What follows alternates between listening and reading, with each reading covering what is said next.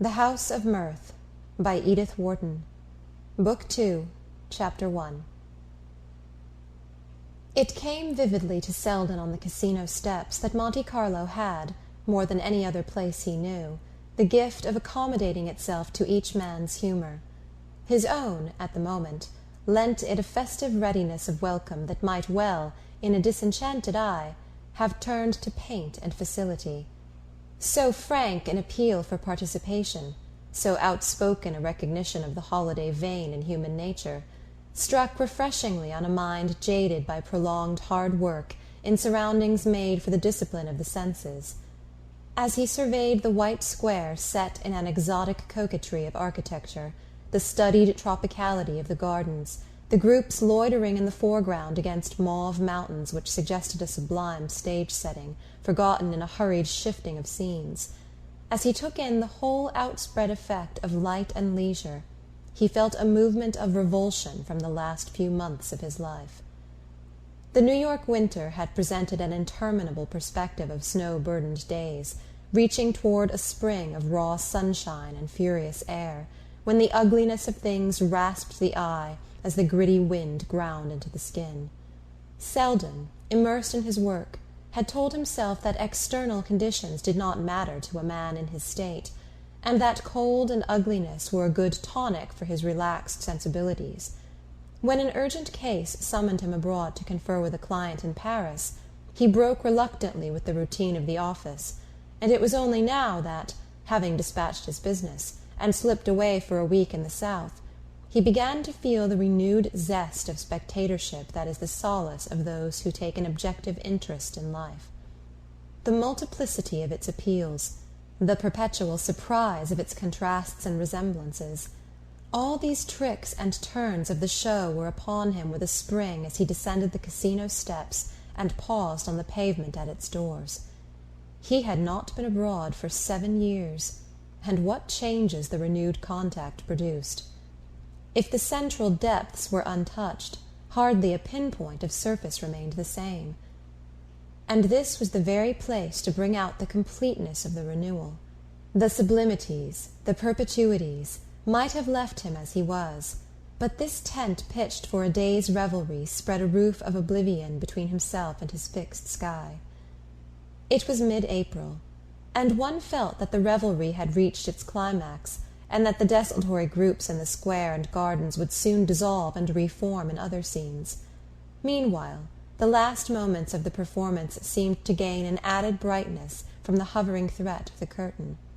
The quality of the air, the exuberance of the flowers, the blue intensity of sea and sky, produced the effect of a closing tableau, when all the lights are turned on at once.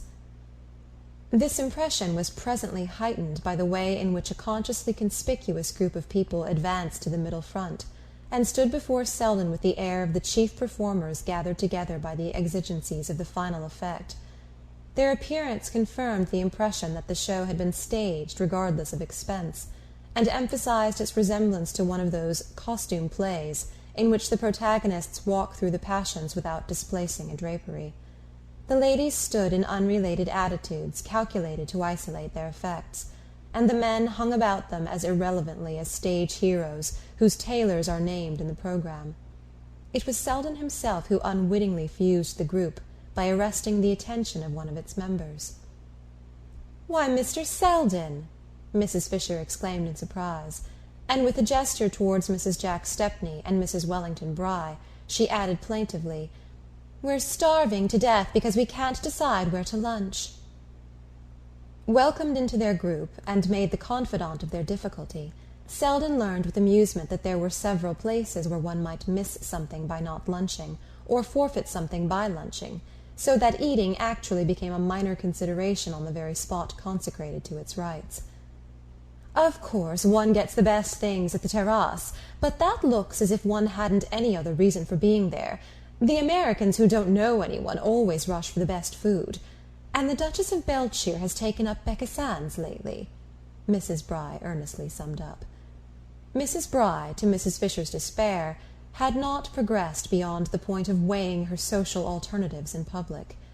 She could not acquire the air of doing things because she wanted to, and making her choice the final seal of their fitness. Mr. Bry, a short, pale man with a business face and leisure clothes, met the dilemma hilariously. "I guess the Duchess goes where it's cheapest, unless she can get her meal paid for. If you offered to blow her off at the terrace, she'd turn up fast enough." But Mrs. Jack Stepney interposed. "The Grand Dukes go to that little place at the Condamine. Lord Hubert says it's the only restaurant in Europe where they can cook peas." Lord Hubert Dacey, a slender, shabby-looking man with a charming worn smile, and the air of having spent his best years in piloting the wealthy to the right restaurant, assented with gentle emphasis. "It's quite that." "Peas!" said Mr. Bry contemptuously. "Can they cook terrapin? It just shows," he continued, "what these European markets are when a fellow can make a reputation cooking peas." Jack Stepney intervened with authority. "I don't know that I quite agree with Dacey. There's a little hole in Paris off the Quai Voltaire, but in any case I can't advise the Condamine gargote, at least not with ladies." Stepney, since his marriage, had thickened and grown prudish, as the Van Osburgh husbands were apt to do, but his wife, to his surprise and discomfiture, had developed an earth-shaking fastness of gait which left him trailing breathlessly in her wake. "That's where we'll go, then," she declared, with a heavy toss of her plumage. "I'm so tired of the terrace, it's as dull as one of Mother's dinners. And Lord Hubert has promised to tell us who all the awful people are at the other place, hasn't he, Carrie? Now, Jack, don't look so solemn." "Well," said Mrs. Bry, "all I want to know is who their dressmakers are." "No doubt Dacey can tell you that too," remarked Stepney, with an ironic intention which the other received with a light murmur. "I can at least find out, my dear fellow." And Mrs. Bry, having declared that she couldn't walk another step, the party hailed 2 or 3 of the light phaetons which hover attentively on the confines of the gardens, and rattled off in procession towards the Condamine. Their destination was one of the little restaurants overhanging the boulevard which dips steeply down from Monte Carlo to the low intermediate quarter along the quay. From the window in which they presently found themselves installed, they overlooked the intense blue curve of the harbour, set between the verdure of twin promontories.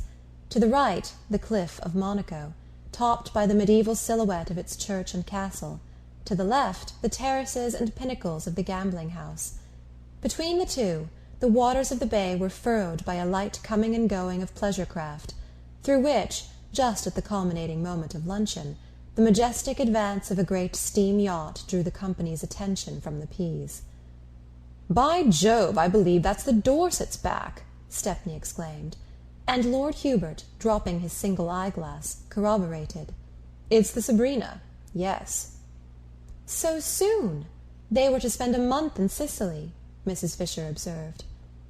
"I guess they feel as if they had. There's only one up-to-date hotel in the whole place," said Mr. Bry disparagingly. "It was Ned Silverton's idea, but poor Dorset and Lily Bart must have been horribly bored," Mrs. Fisher added in an undertone to Selden. "I do hope there hasn't been a row."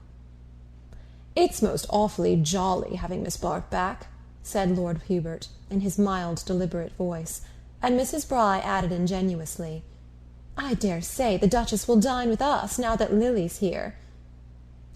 "The Duchess admires her immensely.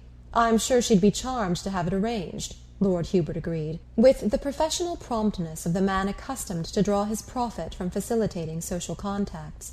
Selden was struck by the business-like change in his manner.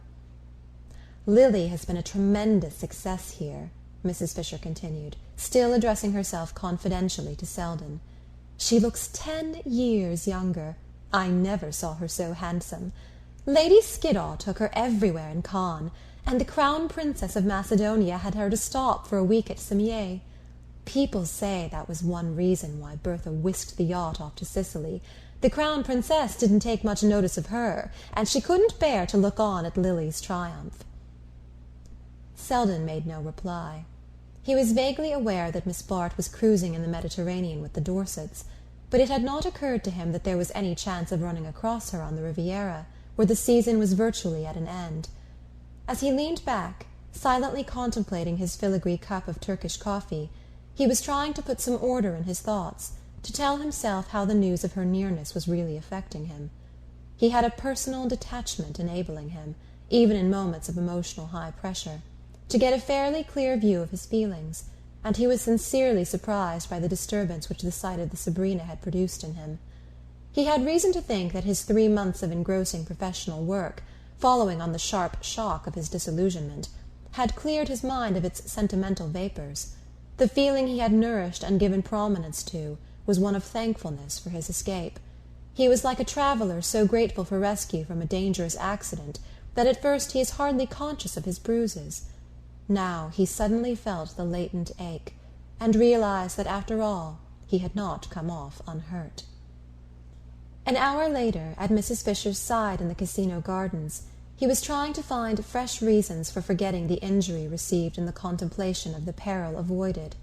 The party had dispersed with the loitering indecision characteristic of social movements at Monte Carlo, where the whole place, and the long gilded hours of the day, seemed to offer an infinity of ways of being idle. Lord Hubert Dacey had finally gone off in quest of the Duchess of Beltshire, charged by Mrs. Bry with the delicate negotiation of securing that lady's presence at dinner. The Stepneys had left for Nice in their motor-car, and Mr. Bry had departed to take his place in the pigeon-shooting match which was at the moment engaging his highest faculties. Mrs. Bry, who had a tendency to grow red and stertorous after luncheon, had been judiciously prevailed upon by Carrie Fisher to withdraw to her hotel for an hour's repose, and Selden and his companion were thus left to a stroll propitious to confidences. The stroll soon resolved itself into a tranquil session on a bench overhung with laurel and Banksian roses, from which they caught a dazzle of blue sea between marble balusters, and the fiery shafts of cactus blossoms shooting meteor-like from the rock. The soft shade of their niche, and the adjacent glitter of the air, were conducive to an easy lounging mood, and to the smoking of many cigarettes, and Selden, yielding to these influences, suffered Mrs. Fisher to unfold to him the history of her recent experiences. She had come abroad with the Welly Brys at the moment when fashion flees the inclemency of the New York spring.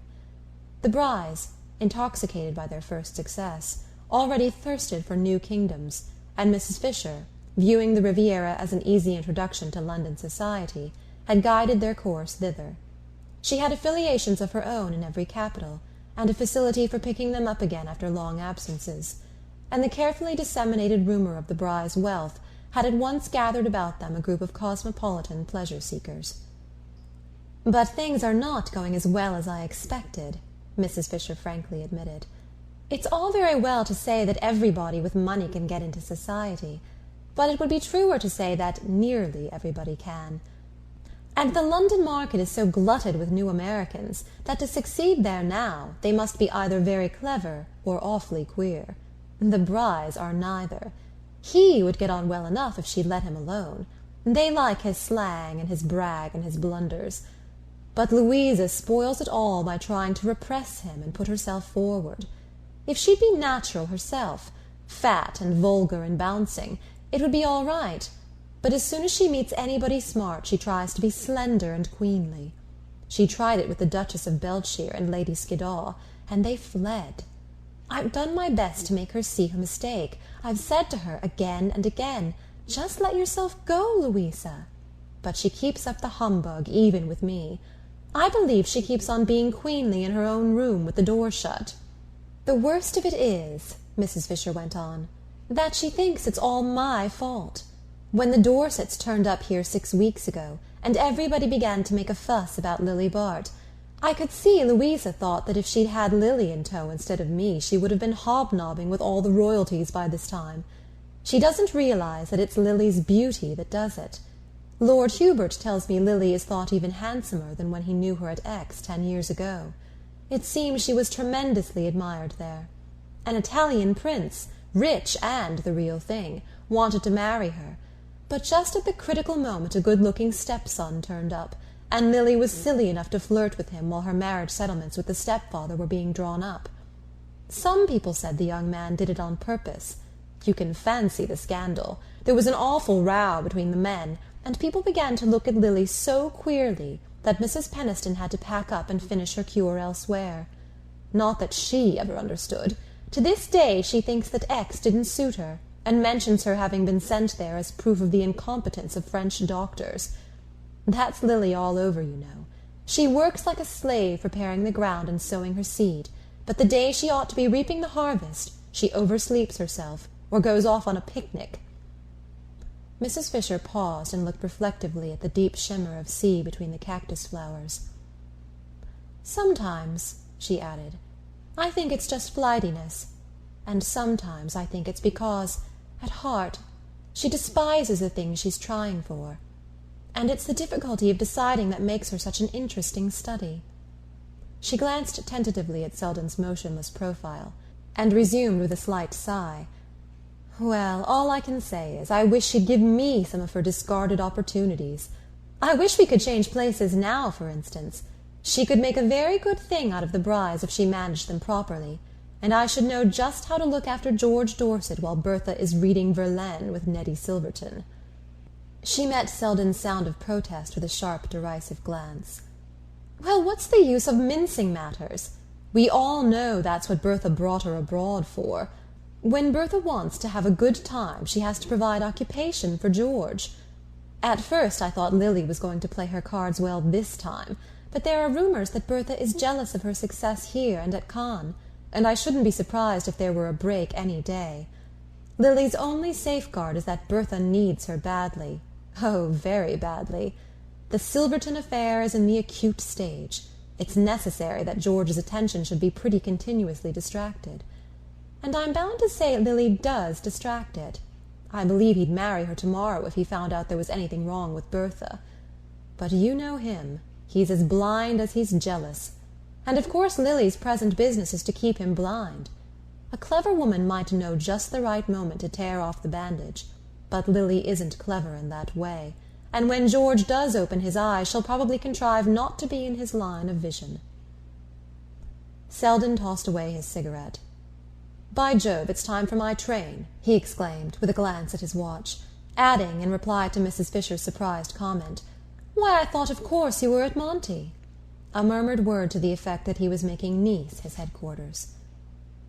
The worst of it is, she snubs the Brys now, he heard irrelevantly flung after him. 10 minutes later, in the high-perched bedroom of an hotel overlooking the casino, he was tossing his effects into a couple of gaping portmanteaux, while the porter waited outside to transport them to the cab at the door. It took but a brief plunge down the steep white road to the station to land him safely in the afternoon express for Nice, and not till he was installed in the corner of an empty carriage did he exclaim to himself, with a reaction of self-contempt, What the deuce am I running away from? The pertinence of the question checked Selden's fugitive impulse before the train had started. It was ridiculous to be flying like an emotional coward from an infatuation his reason had conquered. He had instructed his bankers to forward some important business letters to Nice, and at Nice he would quietly await them. He was already annoyed with himself for having left Monte Carlo, where he had intended to pass the week which remained to him before sailing. But it would now be difficult to return on his steps without an appearance of inconsistency from which his pride recoiled. In his inmost heart he was not sorry to put himself beyond the probability of meeting Miss Bart. Completely as he had detached himself from her, he could not yet regard her merely as a social instance, and viewed in a more personal way, she was not likely to be a reassuring object of study. Chance encounters, or even the repeated mention of her name, would send his thoughts back into grooves from which he had resolutely detached them. Whereas, if she could be entirely excluded from his life, the pressure of new and varied impressions, with which no thought of her was connected, would soon complete the work of separation. Mrs. Fisher's conversation had, indeed, operated to that end, but the treatment was too painful to be voluntarily chosen while milder remedies were untried, and Selden thought he could trust himself to return gradually to a reasonable view of Miss Bart, if only he did not see her. Having reached the station early, he had arrived at this point in his reflections before the increasing throng on the platform warned him that he could not hope to preserve his privacy. The next moment there was a hand on the door, and he turned to confront the very face he was fleeing. Miss Bart, glowing with the haste of a precipitate descent upon the train, headed a group composed of the Dorsets, young Silverton, and Lord Hubert Dacey, who had barely time to spring into the carriage and envelop Selden in ejaculations of surprise and welcome before the whistle of departure sounded. The party, it appeared, were hastening to Nice in response to a sudden summons to dine with the Duchess of Beltshire and to see the water fete in the bay, a plan evidently improvised, in spite of Lord Hubert's protesting, "Oh, I say, you know," for the express purpose of defeating Mrs. Brye's endeavour to capture the Duchess. During the laughing relation of this manoeuvre, Selden had time for a rapid impression of Miss Bart, who had seated herself opposite to him in the golden afternoon light. Scarcely 3 months had elapsed since he had parted from her on the threshold of the Bryes' conservatory, but a subtle change had passed over the quality of her beauty. Then it had had a transparency through which the fluctuations of the spirit were sometimes tragically visible. Now its impenetrable surface suggested a process of crystallization, which had fused her whole being into one hard, brilliant substance. The change had struck Mrs. Fisher as a rejuvenation. To Selden it seemed like that moment of pause and arrest when the warm fluidity of youth is chilled into its final shape. He felt it in the way she smiled on him, and in the readiness and competence with which, flung unexpectedly into his presence, she took up the thread of their intercourse as though that thread had not been snapped with a violence from which he still reeled. Such facility sickened him. But he told himself that it was with the pang which precedes recovery. Now he would really get well, would eject the last drop of poison from his blood. Already he felt himself calmer in her presence than he had learned to be in the thought of her.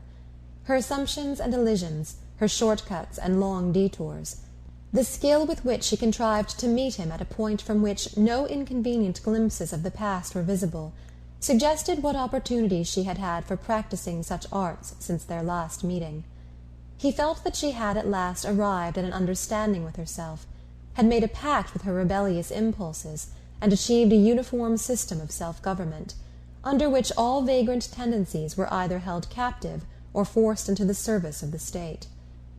And he saw other things, too, in her manner, saw how it had adjusted itself to the hidden intricacies of a situation in which, even after Mrs. Fisher's elucidating flashes, he still felt himself agrope.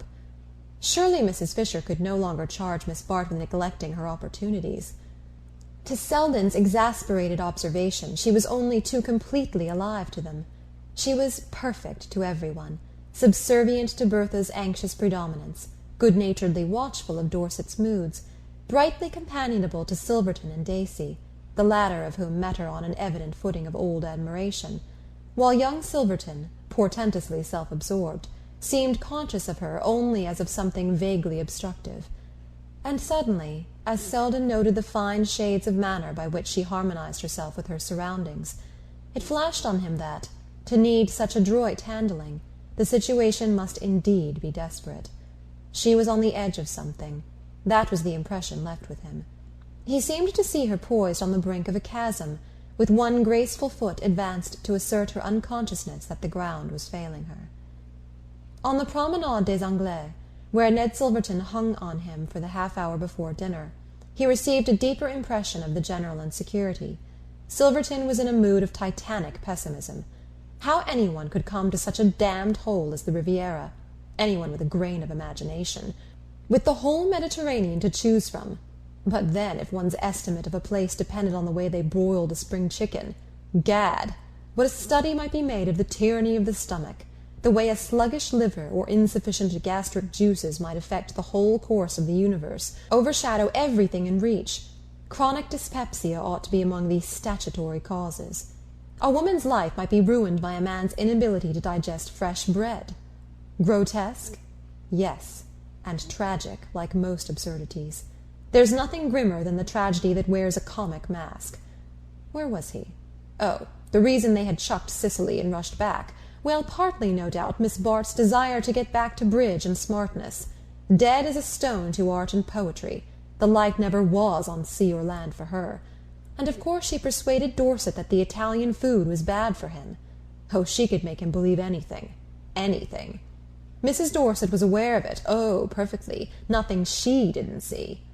But she could hold her tongue. She'd had to often enough. Miss Bart was an intimate friend. She wouldn't hear a word against her. Only it hurts a woman's pride. There are some things one doesn't get used to. All this in confidence, of course. Ah, and there were the ladies signaling from the balcony of the hotel. He plunged across the promenade, leaving Selden to a meditative cigar. The conclusions it led him to were fortified, later in the evening, by some of those faint corroborative hints that generate a light of their own in the dusk of a doubting mind. Selden, stumbling on a chance acquaintance, had dined with him, and adjourned, still in his company, to the brightly lit promenade, where a line of crowded stands commanded the glittering darkness of the waters. The night was soft and persuasive. Overhead hung a summer sky furrowed with the rush of rockets, and from the east a late moon, pushing up beyond the lofty bend of the coast, sent across the bay a shaft of brightness which paled to ashes in the red glitter of the illuminated boats. Down the lantern-hung promenade, snatches of band music floated above the hum of the crowd and the soft tossing of boughs in dusky gardens, and between these gardens and the backs of the stands there flowed a stream of people in whom the vociferous carnival mood seemed tempered by this growing languor of the season. Selden and his companion, unable to get seats on one of the stands facing the bay, had wandered for a while with the throng, and then found a point of vantage on a high garden parapet above the promenade. Thence they caught but a triangular glimpse of the water, and of the flashing play of boats across its surface, but the crowd in the street was under their immediate view, and seemed to Selden, on the whole, of more interest than the show itself. After a while, however, he wearied of his perch, and dropping alone to the pavement, pushed his way to the first corner and turned into the moonlit silence of a side street. Long garden walls overhung by trees made a dark boundary to the pavement. An empty cab trailed along the deserted thoroughfare, and presently Selden saw two persons emerge from the opposite shadows, signal to the cab, and drive off in it toward the centre of the town. The moonlight touched them as they paused to enter the carriage, and he recognized Mrs. Dorset and young Silverton. Beneath the nearest lamp-post he glanced at his watch and saw that the time was close on 11. He took another cross-street, and without breasting the throng on the promenade, made his way to the fashionable club which overlooks the thoroughfare. Here, amid the blaze of crowded baccarat tables, he caught sight of Lord Hubert Dacey, seated with his habitual worn smile behind a rapidly dwindling heap of gold. The heap being in due course wiped out, Lord Hubert rose with a shrug, and, joining Selden, adjourned with him to the deserted terrace of the club. It was now past midnight, and the throng on the stands was dispersing, while the long trails of red-lit boats scattered and faded beneath a sky repossessed by the tranquil splendor of the moon. Lord Hubert looked at his watch. "By Jove, I promised to join the Duchess for supper at the London house, but it's past 12, and I suppose they've all scattered. The fact is, I lost them in the crowd soon after dinner, and took refuge here for my sins. They had seats on one of the stands, but of course they couldn't stop quiet. The Duchess never can. She and Miss Bart went off in quest of what they call adventures. Gad, it ain't their fault if they don't have some queer ones." He added tentatively, after pausing to grope for a cigarette, "Miss Bart's an old friend of yours, I believe. So she told me. Ah, thanks. I don't seem to have one left." He lit Selden's proffered cigarette, and continued in his high-pitched drawling tone, "None of my business, of course, but I didn't introduce her to the Duchess. Charming woman, the Duchess, you understand, and a very good friend of mine, but rather a liberal education." Selden received this in silence, and after a few puffs Lord Hubert broke out again.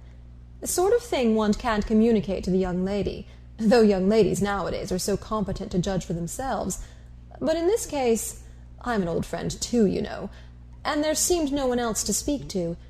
The whole situation's a little mixed, as I see it, but there used to be an aunt somewhere, a diffuse and innocent person, who was great at bridging over chasms she didn't see. Ah, in New York, is she? Pity New York's such a long way off." End of Chapter 1. The House of Mirth by Edith Wharton. Book 2, Chapter 2. Miss Bart, emerging late the next morning from her cabin, found herself alone on the deck of the Sabrina. The cushioned chairs, disposed expectantly under the wide awning, showed no signs of recent occupancy, and she presently learned from a steward that Mrs. Dorset had not yet appeared, and that the gentlemen, separately, had gone ashore as soon as they had breakfasted. Supplied with these facts, Lily leaned a while over the side, giving herself up to a leisurely enjoyment of the spectacle before her. Unclouded sunlight enveloped sea and shore in a bath of purest radiancy. The purpling waters drew a sharp white line of foam at the base of the shore. Against its irregular eminences, hotels and villas flashed from the greyish verdure of olive and eucalyptus, and the background of bare and finely pencilled mountains quivered in a pale intensity of light. How beautiful it was, and how she loved beauty! She had always felt that her sensibility in this direction made up for certain obtuseness of feeling of which she was less proud, and during the last 3 months she had indulged it passionately. The Dorsets' invitation to go abroad with them had come as an almost miraculous release from crushing difficulties, and her faculty for renewing herself in new scenes, and casting off problems of conduct as easily as the surroundings in which they had arisen, made the mere change from one place to another seem, not merely a postponement, but a solution of her troubles. Moral complications existed for her only in the environment that had produced them. She did not mean to slight or ignore them, but they lost their reality when they changed their background. She could not have remained in New York without repaying the money she owed to Trenor. To acquit herself of that odious debt she might even have faced a marriage with Rosedale, but the accident of placing the Atlantic between herself and her obligations made them dwindle out of sight, as if they had been milestones and she had travelled past them.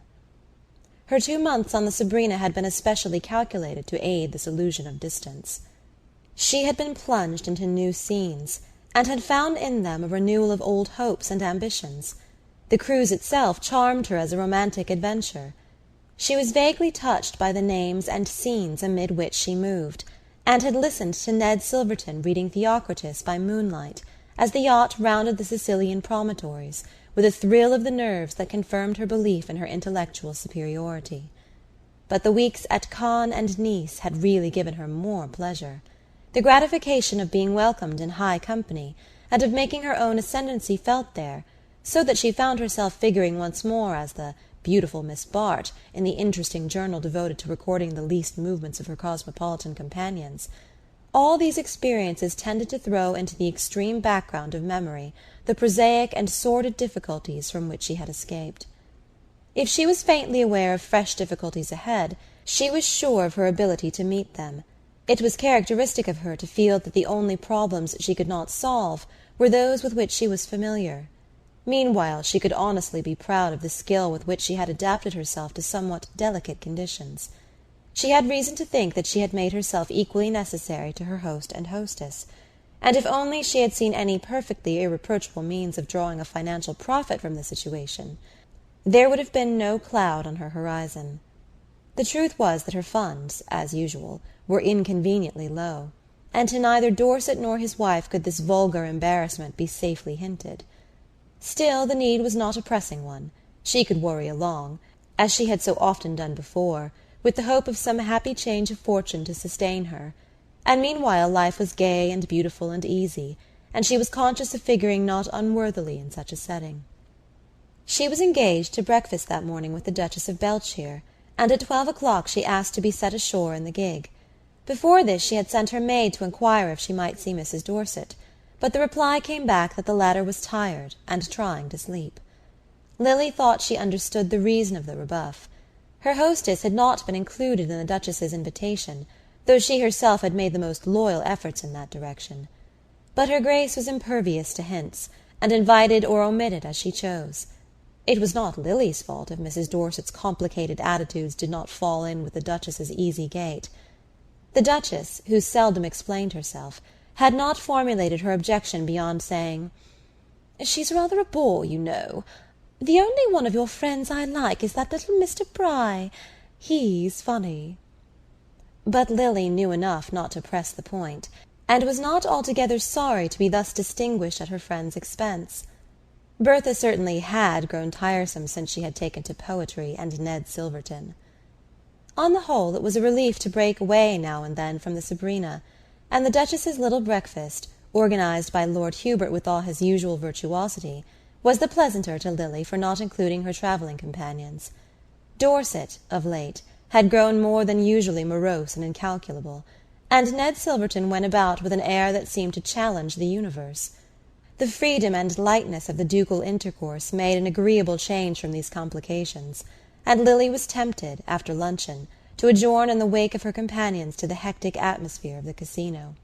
She did not mean to play. Her diminished pocket-money offered small scope for the adventure.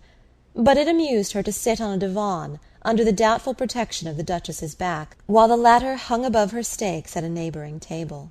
The rooms were packed with the gazing throng which, in the afternoon hours, trickles heavily between the tables, like the Sunday crowd in a lion-house. In the stagnant flow of the mass, identities were hardly distinguishable, but Lily presently saw Mrs. Bry cleaving her determined way through the doors, and in the broad wake she left the light figure of Mrs. Fisher bobbing after her like a rowboat at the stern of a tug. Mrs. Bry pressed on, evidently animated by the resolve to reach a certain point in the rooms, but Mrs. Fisher, as she passed Lily, broke from her towing line and let herself float to the girl's side. "Lose her?" She echoed the latter's query with an indifferent glance at Mrs. Bry's retreating back. "I dare say it doesn't matter. I have lost her already." And as Lily exclaimed, she added, "We had an awful row this morning. You know, of course, that the Duchess chucked her at dinner last night, and she thinks it was my fault, my want of management. The worst of it is, the message, just a mere word by telephone, came so late that the dinner had to be paid for, and Becassin had run it up. It had been so drummed into him that the Duchess was coming." Mrs. Fisher indulged in a faint laugh at the remembrance. "Paying for what she doesn't get rankles so dreadfully with Louisa. I can't make her see that it's one of the preliminary steps to getting what you haven't paid for, and as I was the nearest thing to smash, she smashed me to atoms, poor dear." Lily murmured her commiseration. Impulses of sympathy came naturally to her, and it was instinctive to proffer her help to Mrs. Fisher. "If there's anything I can do, if it's only a question of meeting the Duchess. I heard her say she thought Mr. Bry amusing." But Mrs. Fisher interposed with a decisive gesture. "My dear, I have my pride, the pride of my trade. I couldn't manage the Duchess, and I can't palm off your arts on Louisa Bry as mine. I've taken the final step. I go to Paris tonight with the Sam Gormers. They're still in the elementary stage. An Italian prince is a great deal more than a prince to them, and they're always on the brink of taking a courier for one. To save them from that is my present mission." She laughed again at the picture. "But before I go I want to make my last will and testament. I want to leave you the Brys." "Me?" Miss Bart joined in her amusement. "It's charming of you to remember me, dear, but really—" "You're already so well provided for." Mrs. Fisher flashed a sharp glance at her. "Are you, though, Lily? To the point of rejecting my offer?" Miss Bart coloured slowly. "What I really meant was that the Brys wouldn't in the least care to be so disposed of." Mrs. Fisher continued to probe her embarrassment with an unflinching eye. "What you really meant was that you've snubbed the Brys horribly, and you know that they know." "Carrie!" "Oh, on certain sides Louisa bristles with perceptions. If you'd even managed to have them asked once on the Sabrina, especially when royalties were coming. But it's not too late," she ended earnestly. "It's not too late for either of you." Lily smiled. "Stay over, and I'll get the Duchess to dine with them." "I shan't stay over. The Gormers have paid for my salon lit," said Mrs. Fisher with simplicity. "But get the Duchess to dine with them all the same." Lily's smile again flowed into a slight laugh. Her friend's importunity was beginning to strike her as irrelevant. "I'm sorry I have been negligent about the Brys," she began. "Oh, as to the Brys, it's you I'm thinking of," said Mrs. Fisher abruptly. She paused, and then, bending forward with a lowered voice, "You know we all went on to Nice last night when the Duchess chucked us. It was Louisa's idea. I told her what I thought of it." Miss Bart assented. "Yes, I caught sight of you on the way back at the station." "Well, the man who was in the carriage with you and George Dorset, that horrid little Dabham who does Society Notes from the Riviera, had been dining with us at Nice. And he's telling everybody that you and Dorset came back alone after midnight." "Alone? When he was with us?" Lily laughed, but her laugh faded into gravity under the prolonged implication of Mrs. Fisher's look. "We did come back alone, if that's so very dreadful. But whose fault was it? The Duchess was spending the night at Cimiez with the Crown Princess. Bertha got bored with the show and went off early, promising to meet us at the station. We turned up on time, but she didn't. She didn't turn up at all." Miss Bart made this announcement in the tone of one who presents, with careless assurance, a complete vindication. But Mrs. Fisher received it in a manner almost inconsequent. She seemed to have lost sight of her friend's part in the incident. Her inward vision had taken another slant. "Bertha never turned up at all. Then how on earth did she get back?" "Oh, by the next train, I suppose. There were 2 extra ones for the fete. At any rate, I know she's safe on the yacht, though I haven't seen her yet. But you see it was not my fault," Lily summed up. "Not your fault that Bertha didn't turn up?" "My poor child, if only you don't have to pay for it." Mrs. Fisher rose. She had seen Mrs. Bry surging back in her direction. "There's Louisa, and I must be off. Oh, we're on the best of terms externally. We're lunching together. But at heart it's me she's lunching on," she explained, and with a last hand-clasp and a last look she added, "Remember, I leave her to you. She's hovering now, ready to take you in." Lily carried the impression of Mrs. Fisher's leave-taking away with her from the casino doors. She had accomplished, before leaving, the first step toward her reinstatement in Mrs. Bry's good graces, an affable advance, a vague murmur that they must see more of each other, an elusive glance to a near future that was felt to include the Duchess as well as the Sabrina. How easily it was all done, if one possessed the knack of doing it. She wondered at herself, as she had so often wondered, that possessing the knack, she did not more consistently exercise it. But sometimes she was forgetful, and sometimes, could it be that she was proud? To-day, at any rate, she had been vaguely conscious of a reason for sinking her pride, had in fact even sunk it to the point of suggesting to Lord Hubert Dacey, whom she ran across on the casino steps, that he might really get the Duchess to dine with the Brys, if she undertook to have the mast on the Sabrina. Lord Hubert had promised his help, with the readiness on which she could always count. It was his only way of ever reminding her that he had once been ready to do so much more for her. Her path, in short, seemed to smooth itself before her as she advanced, yet the faint stir of uneasiness persisted. Had it been produced, she wondered, by her chance meeting with Selden? She thought not. Time and change seemed so completely to have relegated him to his proper distance. The sudden and exquisite reaction from her anxieties had had the effect of throwing the recent past so far back that even Selden, as part of it, retained a certain air of unreality. And he had made it so clear that they were not to meet again, that he had merely dropped down to Nice for a day or two, and had almost his foot on the next steamer. No, that part of the past had merely surged up for a moment on the fleeing surface of events, and now that it was submerged again, the uncertainty, the apprehension persisted. They grew to sudden acuteness as she caught sight of George Dorset descending the steps of the Hôtel de Paris and making for her across the square. She had meant to drive down to the quay and regain the yacht, but now she had the immediate impression that something more was to happen first. "Which way are you going? Shall we walk a bit?"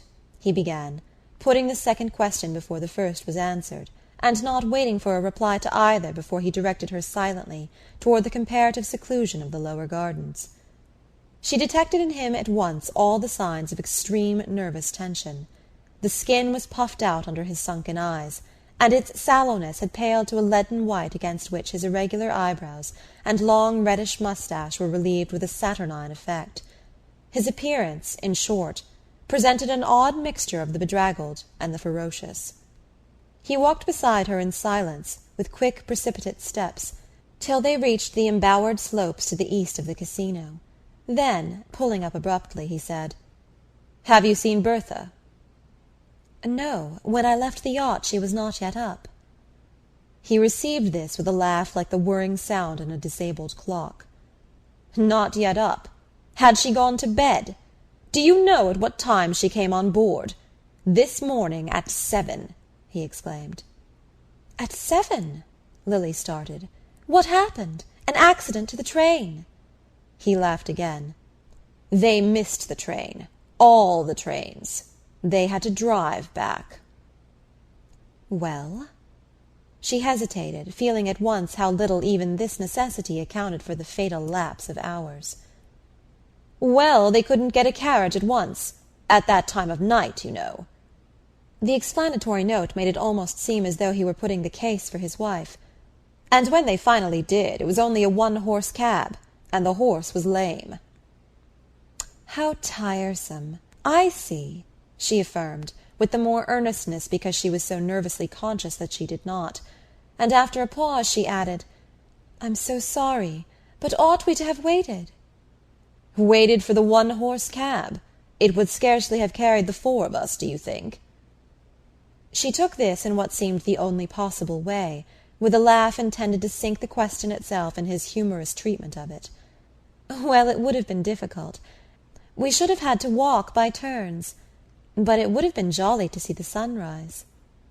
Yes, the sunrise was jolly, he agreed. Was it? You saw it, then? I saw it, yes, from the deck. I waited up for them. Naturally, I suppose you were worried. Why didn't you call on me to share your vigil? He stood still, dragging at his moustache with a lean, weak hand. I don't think you would have cared for its dénouement, he said with sudden grimness.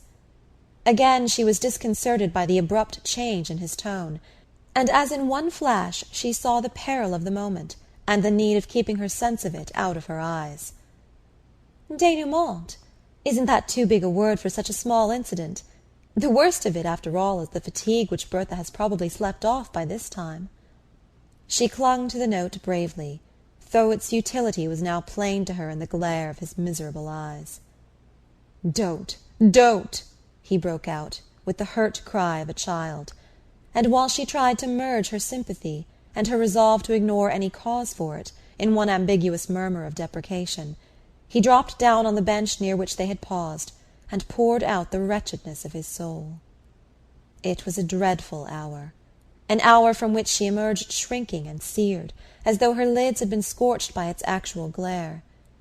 It was not that she had never had premonitory glimpses of such an outbreak, but rather because, here and there throughout the 3 months, the surface of life had shown such ominous cracks and vapours that her fears had always been on the alert for an upheaval. There had been moments when the situation had presented itself under a homelier, yet more vivid image, that of a shaky vehicle, dashed by unbroken steeds over a bumping road, while she cowered within, aware that the harness wanted mending, and wondering what would give way first. Well, everything had given way now, and the wonder was that the crazy outfit had held together so long. Her sense of being involved in the crash, instead of merely witnessing it from the road, was intensified by the way in which Dorset, through his furies of denunciation and wild reactions of self-contempt, made her feel the need he had of her, the place she had taken in his life. But for her, what ear would have been open to his cries? And what hand but hers could drag him up again to a footing of sanity and self-respect? All through the stress of the struggle with him, she had been conscious of something faintly maternal in her efforts to guide and uplift him. But for the present, if he clung to her, it was not in order to be dragged up, but to feel someone floundering in the depths with him. He wanted her to suffer with him, not to help him to suffer less. Happily for both, there was little physical strength to sustain his frenzy.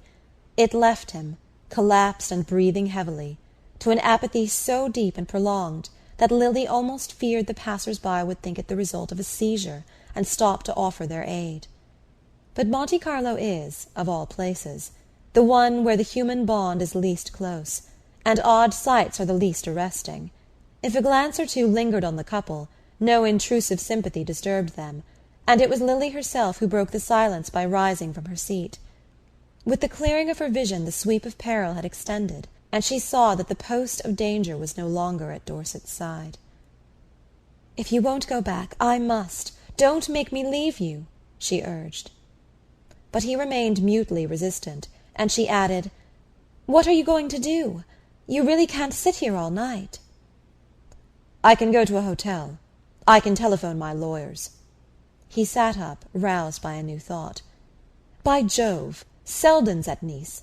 I'll send for Selden." Lily, at this, reseated herself with a cry of alarm. "No, no, no!" she protested. He swung round on her distrustfully. "Why not Selden? He's a lawyer, isn't he? One will do as well as another in a case like this." "As badly as another, you mean? I thought you relied on me to help you." "You do, by being so sweet and patient with me. If it hadn't been for you, I'd have ended the thing long ago. But now it's got to end." He rose suddenly, straightening himself with an effort. "You can't want to see me ridiculous." She looked at him kindly. "That's just it." Then, after a moment's pondering, almost to her own surprise, she broke out with a flash of inspiration. "Well, go over and see Mr. Selden. You'll have time to do it before dinner." "Oh, dinner!" he mocked her. But she left him with the smiling rejoinder. "Dinner on board, remember. We'll put it off till 9 if you like." It was past 4 already, and when a cab had dropped her at the quay, and she stood waiting for the gig to put off for her, she began to wonder what had been happening on the yacht. Of Silverton's whereabouts there had been no mention. Had he returned to the Sabrina? Or could Bertha— the dread alternative sprang on her suddenly— could Bertha, left to herself, have gone ashore to rejoin him? Lily's heart stood still at the thought. All her concern had hitherto been for young Silverton, not only because, in such affairs, the woman's instinct is to side with the man, but because his case made a peculiar appeal to her sympathies. He was so desperately in earnest, poor youth, and his earnestness was of so different a quality from Bertha's, though hers too was desperate enough. The difference was that Bertha was in earnest only about herself, while he was in earnest about her. But now, at the actual crisis, this difference seemed to throw the weight of destitution on Bertha's side, since at least he had her to suffer for, and she had only herself. At any rate, viewed less ideally, all the disadvantages of such a situation were for the woman, and it was to Bertha that Lily's sympathies now went out. She was not fond of Bertha Dorset, but neither was she without a sense of obligation, the heavier for having so little personal liking to sustain it. Bertha had been kind to her. They had lived together, during the last months, on terms of easy friendship, and the sense of friction of which Lily had recently become aware seemed to make it the more urgent that she should work undividedly in her friend's interest. It was in Bertha's interest, certainly, that she had dispatched Dorset to consult with Lawrence Selden. Once the grotesqueness of the situation accepted, she had seen at a glance that it was the safest in which Dorset could find himself. Who but Selden could thus miraculously combine the skill to save Bertha with the obligation of doing so? The consciousness that much skill would be required made Lily rest thankfully in the greatness of the obligation. Since he would have to pull Bertha through, she could trust him to find a way, and she put the fullness of her trust in the telegram she managed to send him on her way to the quay. Thus far, then, Lily felt that she had done well, and the conviction strengthened her for the task that remained. She and Bertha had never been on confidential terms, but at such a crisis the barriers of reserve must surely fall. Dorset's wild allusions to the scene of the morning made Lily feel that they were down already, and that any attempt to rebuild them would be beyond Bertha's strength. She pictured the poor creature shivering behind her fallen defences, and awaiting with suspense the moment when she could take refuge in the first shelter that offered. If only that shelter had not already offered itself elsewhere! As the gig traversed the short distance between the quay and the yacht, Lily grew more than ever alarmed at the possible consequences of her long absence. What if the wretched Bertha, finding in all the long hours no soul to turn to— But by this time Lily's eager foot was on the side ladder, and her first step on the Sabrina showed the worst of her apprehensions to be unfounded. For there, in the luxurious shade of the after-deck, the wretched Bertha, in full command of her usual attenuated elegance, sat dispensing tea to the Duchess of Beltshire and Lord Hubert. The sight filled Lily with such surprise that she felt that Bertha, at least, must read its meaning in her look, and she was proportionately disconcerted by the blankness of the look returned. But in an instant she saw that Mrs. Dorset had, of necessity, to look blank before the others, and that, to mitigate the effect of her own surprise, she must at once produce some simple reason for it. The long habit of rapid transitions made it easy for her to exclaim to the Duchess, "Why, I thought you'd gone back to the Princess!" And this sufficed for the lady she addressed, if it was hardly enough for Lord Hubert. At least it opened the way to a lively explanation of how the Duchess was, in fact, going back the next moment, but had first rushed out to the yacht for a word with Mrs. Dorset on the subject of tomorrow's dinner, the dinner with the Brys, to which Lord Hubert had finally insisted on dragging them.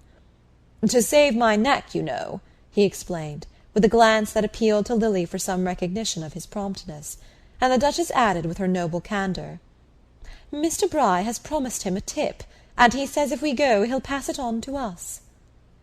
This led to some final pleasantries, in which, as it seemed to Lily, Mrs. Dorset bore her part with astounding bravery, and at the close of which Lord Hubert, from halfway down the side-ladder, called back, with an air of numbering heads, "And of course we may count on Dorset too."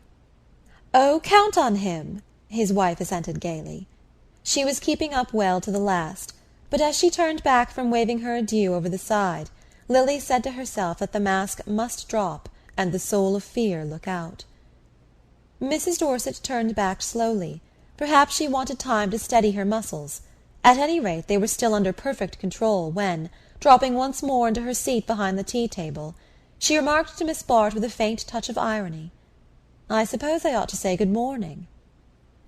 If it was a cue, Lily was ready to take it, though with only the vaguest sense of what was expected of her in return. There was something unnerving in the contemplation of Mrs. Dorset's composure, and she had to force the light tone in which she answered, "I tried to see you this morning, but you were not yet up." "No, I got to bed late.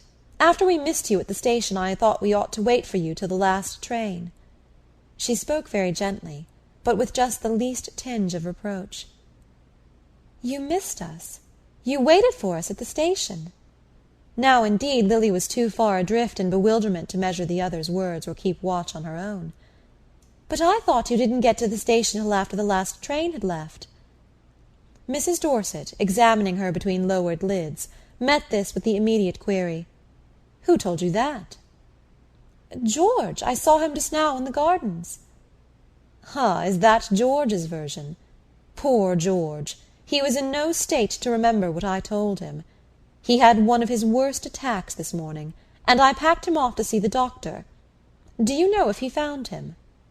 Lily, still lost in conjecture, made no reply, and Mrs. Dorset settled herself indolently in her seat. "He'll wait to see him. He was horribly frightened about himself. It's very bad for him to be worried, and whenever anything upsetting happens, it always brings on an attack." This time Lily felt sure that a cue was being pressed on her, but it was put forth with such startling suddenness, and with so incredible an air of ignoring what it led up to, that she could only falter out doubtfully, "Anything upsetting?" "Yes, such as having you so conspicuously on his hands in the small hours. You know, my dear, you're rather a big responsibility in such a scandalous place after midnight." At that, at the complete unexpectedness and the inconceivable audacity of it, Lily could not restrain the tribute of an astonished laugh. "Well, really, considering it was you who burdened him with the responsibility." Mrs. Dorset took this with an exquisite mildness. "By not having the superhuman cleverness to discover you in that frightful rush for the train, or the imagination to believe that you'd take it without us, you and he all alone, instead of waiting quietly in the station till we did manage to meet you." Lily's colour rose. It was growing clear to her that Bertha was pursuing an object, following a line she had marked out for herself. Only, with such a doom impending, why waste time in these childish efforts to avert it? The puerility of the attempt disarmed Lily's indignation. Did it not prove how horribly the poor creature was frightened? "No, by our simply all keeping together at Nice," she returned. "Keeping together? When it was you who seized the first opportunity to rush off with the Duchess and her friends? My dear Lily, you are not a child to be led by the hand." "No, nor to be lectured, Bertha, really, if that's what you are doing to me now." Mrs. Dorset smiled on her reproachfully. "Lecture you? I? Heaven forbid! I was merely trying to give you a friendly hint. But it's usually the other way round, isn't it? I'm expected to take hints, not to give them. I've positively lived on them all these last months." "Hints? From me to you?" Lily repeated. "Oh, negative ones merely. What not to be, and to do, and to see. And I think I've taken them to admiration. Only, my dear, if you'll let me say so, I didn't understand that one of my negative duties was not to warn you when you carried your imprudence too far." A chill of fear passed over Miss Bart, a sense of remembered treachery that was like the gleam of a knife in the dusk. But compassion, in a moment, got the better of her instinctive recoil. What was this outpouring of senseless bitterness but the tracked creature's attempt to cloud the medium through which it was fleeing?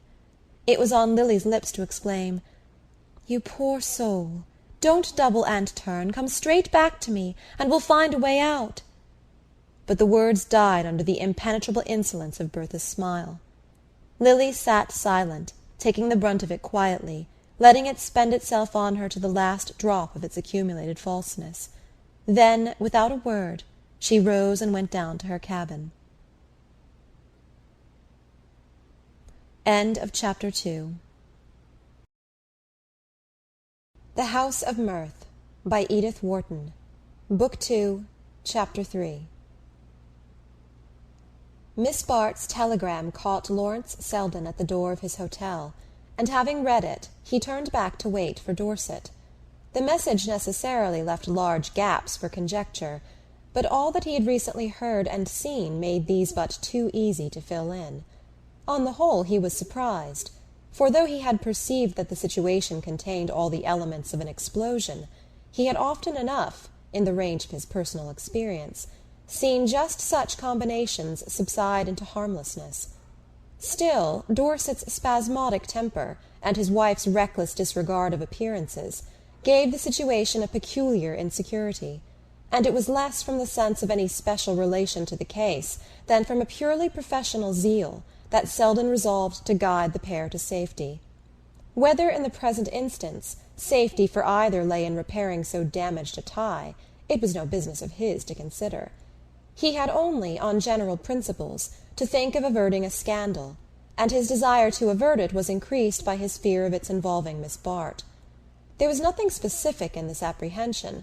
He merely wished to spare her the embarrassment of being ever so remotely connected with the public washing of the Dorset linen. How exhaustive and unpleasant such a process would be, he saw even more vividly after his 2 hours' talk with poor Dorset. If anything came out at all, it would be such a vast unpacking of accumulated moral rags as left him, after his visitor had gone, with the feeling that he must fling open the windows and have his room swept out. But nothing should come out, and happily for his side of the case, the dirty rags, however pieced together, could not, without considerable difficulty, be turned into a homogeneous grievance. The torn edges did not always fit. There were missing bits, there were disparities of size and colour, all of which it was naturally Selden's business to make the most of in putting them under his client's eye. But to a man in Dorset's mood, the completest demonstration could not carry conviction, and Selden saw that for the moment all he could do was to soothe and temporize, to offer sympathy and to counsel prudence. He let Dorset depart charged to the brim with a sense that, till their next meeting, he must maintain a strictly non-committal attitude. That, in short, his share in the game consisted for the present in looking on. Selden knew, however, that he could not long keep such violences in equilibrium, and he promised to meet Dorset the next morning at an hotel in Monte Carlo. Meanwhile he counted not a little on the reaction of weakness and self-distrust that, in such natures, follows on every unwonted expenditure of moral force, and his telegraphic reply to Miss Bart consisted simply in the injunction, "Assume that everything is as usual." On this assumption, in fact, the early part of the following day was lived through. Dorset, as if in obedience to Lily's imperative bidding, had actually returned in time for a late dinner on the yacht. The repast had been the most difficult moment of the day. Dorset was sunk in one of the abysmal silences which so commonly followed on what his wife called his attacks, that it was easy, before the servants, to refer it to this cause. But Bertha herself seemed, perversely enough, little disposed to make use of this obvious means of protection. She simply left the brunt of the situation on her husband's hands, as if too absorbed in a grievance of her own to suspect that she might be the object of one herself. To Lily this attitude was the most ominous, because the most perplexing, element in the situation. As she tried to fan the weak flicker of talk, to build up, again and again, the crumbling structure of appearances, her own attention was perpetually distracted by the question, "What on earth can she be driving at?" There was something positively exasperating in Bertha's attitude of isolated defiance. If only she would have given her friend a hint, they might still have worked together successfully. But how could Lily be of use while she was thus obstinately shut out from participation? To be of use was what she honestly wanted, and not for her own sake, but for the Dorsets. She had not thought of her own situation at all. She was simply engrossed in trying to put a little order in theirs. But the close of the short, dreary evening left her with a sense of effort hopelessly wasted. She had not tried to see Dorset alone. She had positively shrunk from a renewal of his confidences. It was Bertha whose confidence she sought, and who should as eagerly have invited her own. And Bertha, as if in the infatuation of self-destruction, was actually pushing away her rescuing hand. Lily, going to bed early, had left the couple to themselves, and it seemed part of the general mystery in which she moved that more than an hour should elapse before she heard Bertha walk down the silent passage and regain her room. The morrow, rising on an apparent continuance of the same conditions, revealed nothing of what had occurred between the confronted pair. One fact alone outwardly proclaimed the change they were all conspiring to ignore, and that was the non-appearance of Ned Silverton. No one referred to it, and this tacit avoidance of the subject kept it in the immediate foreground of consciousness. But there was another change, perceptible only to Lily, and that was that Dorset now avoided her almost as pointedly as his wife. Perhaps he was repenting his rash outpourings of the previous day, perhaps only trying, in his clumsy way, to conform to Selden's counsel to behave as usual. Such instructions no more make for easiness of attitude than the photographer's behest to look natural, and in a creature as unconscious as poor Dorset of the appearance he habitually presented, the struggle to maintain a pose was sure to result in queer contortions. It resulted, at any rate, in throwing Lily strangely on her own resources. She had learned, on leaving her room, that Mrs. Dorset was still invisible, and that Dorset had left the yacht early, and feeling too restless to remain alone, she too had herself ferried ashore. Straying toward the casino, she attached herself to a group of acquaintances from Nice, with whom she lunched, and in whose company she was returning to the rooms when she encountered Selden crossing the square. She could not at the moment separate herself definitely from her party, who had hospitably assumed that she would remain with them till they took their departure, but she found time for a momentary pause of enquiry, to which he promptly returned, "I've seen him again. He's just left me." She waited before him anxiously.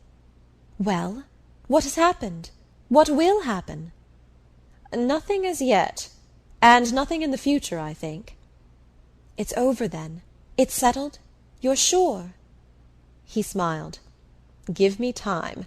I'm not sure, but I'm a good deal surer." And with that she had to content herself, and hasten on to the expectant group on the steps. Selden had, in fact, given her the utmost measure of his sureness, had even stretched it a shade to meet the anxiety in her eyes.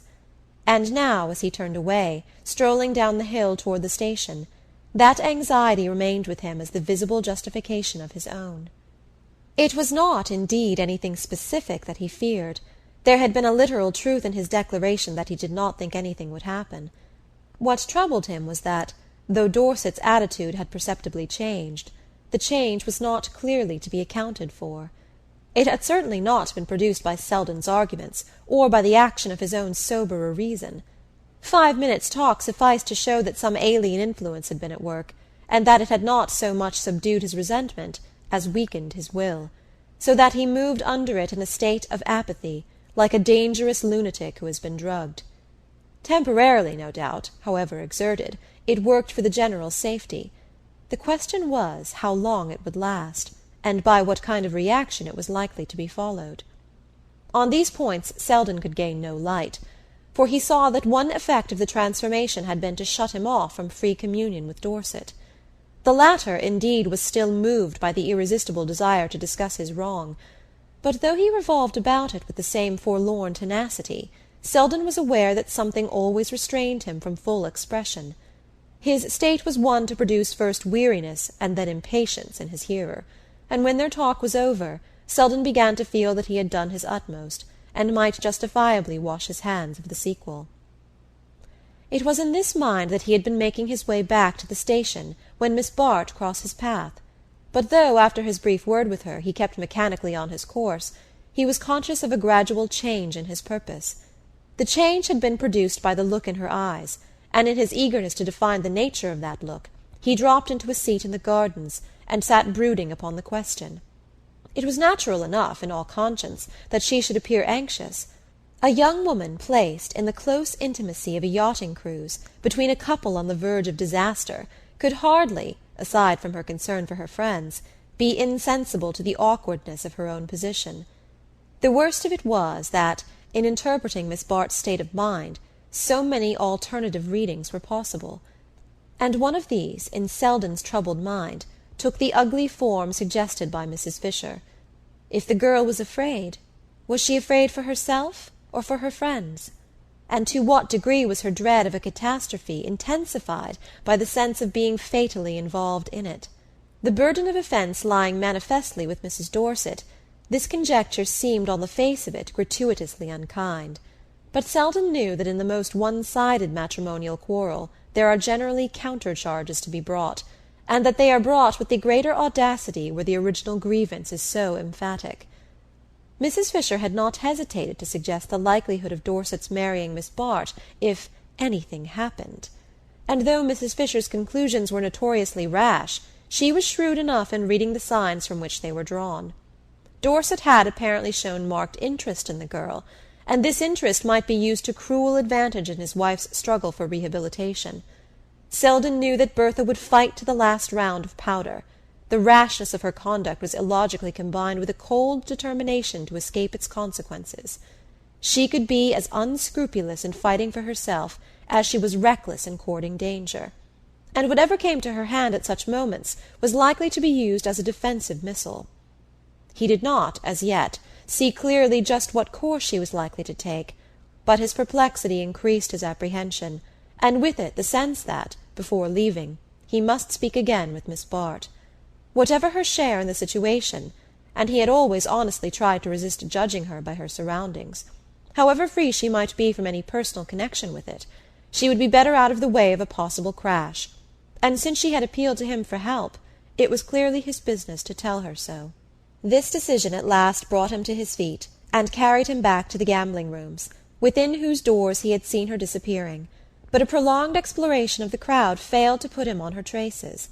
He saw instead, to his surprise, Ned Silverton loitering somewhat ostentatiously about the tables, and the discovery that this actor in the drama was not only hovering in the wings, but actually inviting the exposure of the footlights, though it might have seemed to imply that all peril was over, served rather to deepen Selden's sense of foreboding.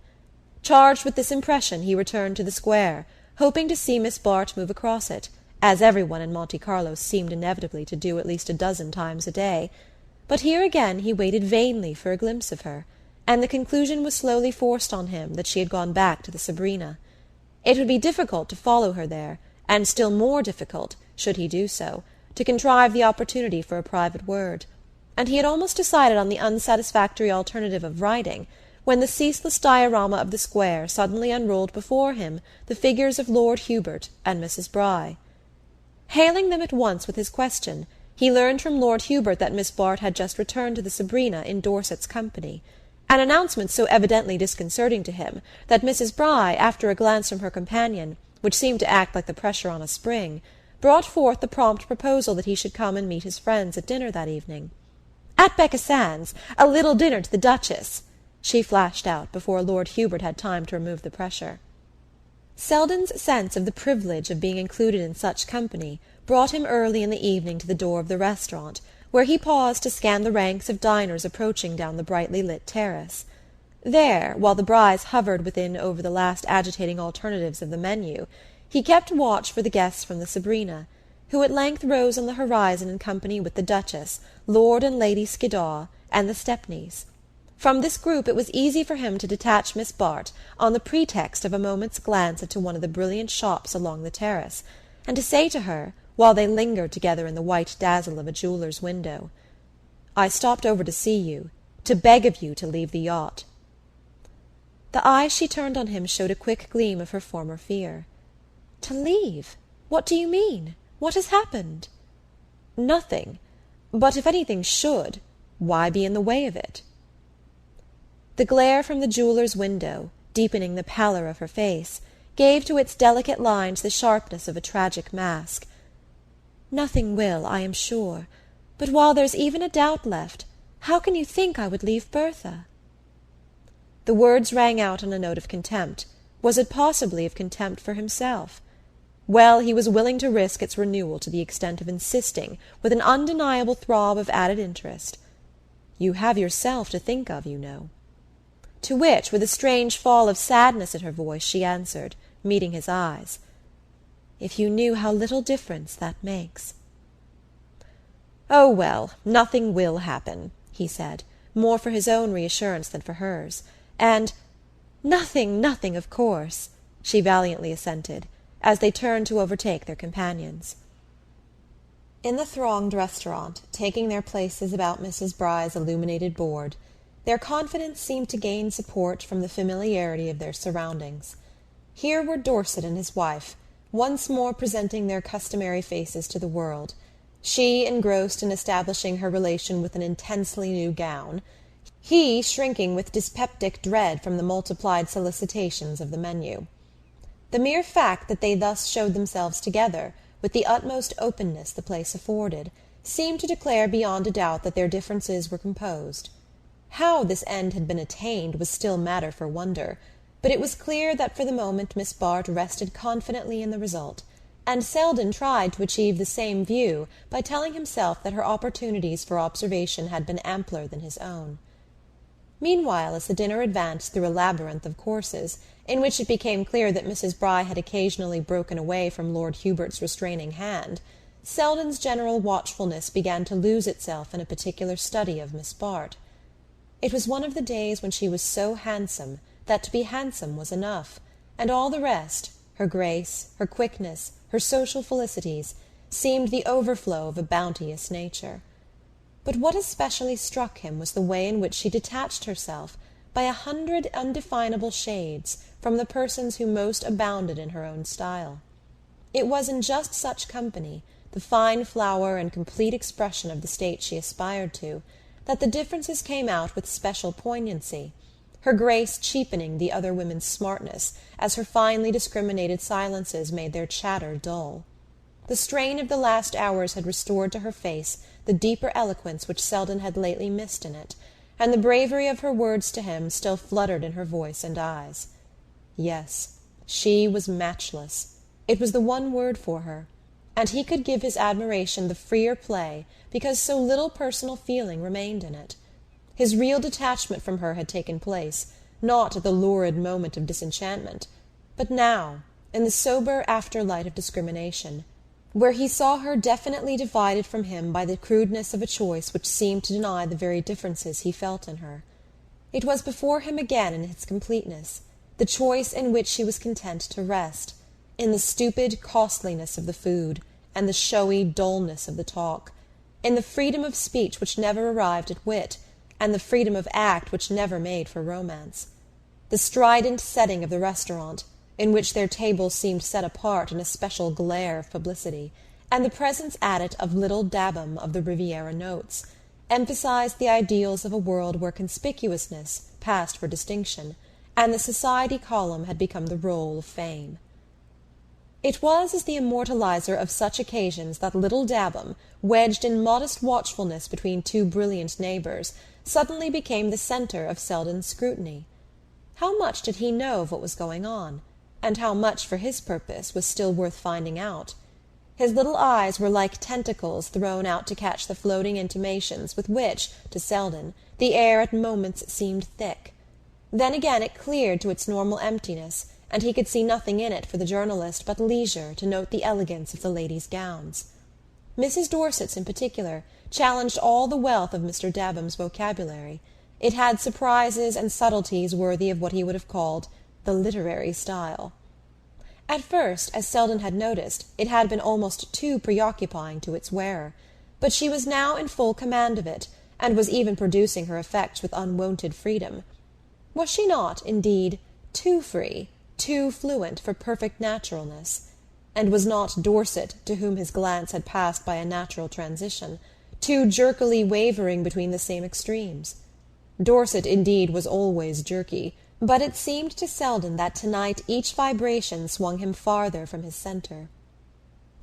The dinner, meanwhile, was moving to its triumphant close, to the evident satisfaction of Mrs. Bry, who, throned in apoplectic majesty between Lord Skiddaw and Lord Hubert, seemed in spirit to be calling on Mrs. Fisher to witness her achievement. Short of Mrs. Fisher, her audience might have been called complete, for the restaurant was crowded with persons mainly gathered there for the purpose of spectatorship, and accurately posted as to the names and faces of the celebrities they had come to see. Mrs. Bry, conscious that all her feminine guests came under that heading, and that each one looked her part to admiration, shone on Lily with all the pent-up gratitude that Mrs. Fisher had failed to deserve. Selden, catching the glance, wondered what part Miss Bart had played in organizing the entertainment. She did at least a great deal to adorn it, and as he watched the bright security with which she bore herself, he smiled to think that he should have fancied her in need of help. Never had she appeared more serenely mistress of the situation than when, at the moment of dispersal, detaching herself a little from the group about the table, she turned with a smile and a graceful slant of the shoulders to receive her cloak from Dorset. The dinner had been protracted over Mr. Bry's exceptional cigars and a bewildering array of liqueurs, and many of the other tables were empty, but a sufficient number of diners still lingered to give relief to the leave-taking of Mrs. Bry's distinguished guests. This ceremony was drawn out and complicated by the fact that it involved, on the part of the Duchess and Lady Skiddaw, definite farewells, and pledges of speedy reunion in Paris, where they were to pause and replenish their wardrobes on the way to England. The quality of Mrs. Bry's hospitality, and of the tips her husband had presumably imparted, lent to the manner of the English ladies a general effusiveness which shed the rosiest light over their hostess's future. In its glow Mrs. Dorset and the Stepneys were also visibly included, and the whole scene had touches of intimacy worth their weight in gold to the watchful pen of Mr. Dabham. A glance at her watch caused the Duchess to exclaim to her sister that they had just time to dash for their train, and the flurry of this departure over, the Stepneys, who had their motor at the door, offered to convey the Dorsets and Miss Bart to the quay. The offer was accepted, and Mrs. Dorset moved away with her husband in attendance. Miss Bart had lingered for a last word with Lord Hubert, and Stepney, on whom Mr. Bry was pressing a final and still more expensive cigar, called out, "Come on, Lily, if you're going back to the yacht."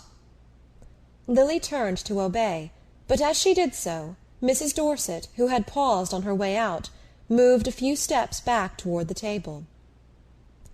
"Miss Bart is not going back to the yacht," she said in a voice of singular distinctness. A startled look ran from eye to eye. Mrs. Bry crimsoned to the verge of congestion. Mrs. Stepney slipped nervously behind her husband, and Selden, in the general turmoil of his sensations, was mainly conscious of a longing to grip Dabham by the collar and fling him out into the street. Dorset, meanwhile, had stepped back to his wife's side. His face was white, and he looked about him with cowed, angry eyes. "Bertha! Miss Bart! This is some misunderstanding, some mistake." "Miss Bart remains here," his wife rejoined incisively, "and I think, George, we had better not detain Mrs. Stepney any longer." Miss Bart, during this brief exchange of words, remained in admirable erectness, slightly isolated from the embarrassed group about her. She had paled a little under the shock of the insult, but the discomposure of the surrounding faces was not reflected in her own.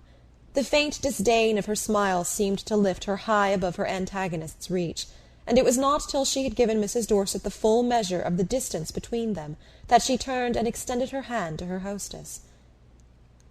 "I am joining the Duchess to-morrow," she explained, "and it seemed easier for me to remain on shore for the night." She held firmly to Mrs. Bry's wavering eye while she gave this explanation, but when it was over, Selden saw her send a tentative glance from one to another of the women's faces. She read their incredulity in their averted looks, and in the mute wretchedness of the men behind them, and for a miserable half-second he thought she quivered on the brink of failure. Then, turning to him with an easy gesture, and the pale bravery of her recovered smile, "Dear Mr. Selden," she said, "you promised to see me to my cab." Outside the sky was gusty and overcast, and as Lily and Selden moved toward the deserted gardens below the restaurant, spurts of warm rain blew fitfully against their faces. The fiction of the cab had been tacitly abandoned. They walked on in silence, her hand on his arm, till the deeper shade of the gardens received them, and pausing beside a bench, he said, "Sit down a moment." She dropped to the seat without answering, but the electric lamp at the bend of the path shed a gleam on the struggling misery of her face. Selden sat down beside her, waiting for her to speak, fearful lest any word he chose should touch too roughly on her wound, and kept also from free utterance by the wretched doubt which had slowly renewed itself within him. What had brought her to this pass? What weakness had placed her so abominably at her enemy's mercy? And why should Bertha Dorset have turned into an enemy at the very moment when she so obviously needed the support of her sex?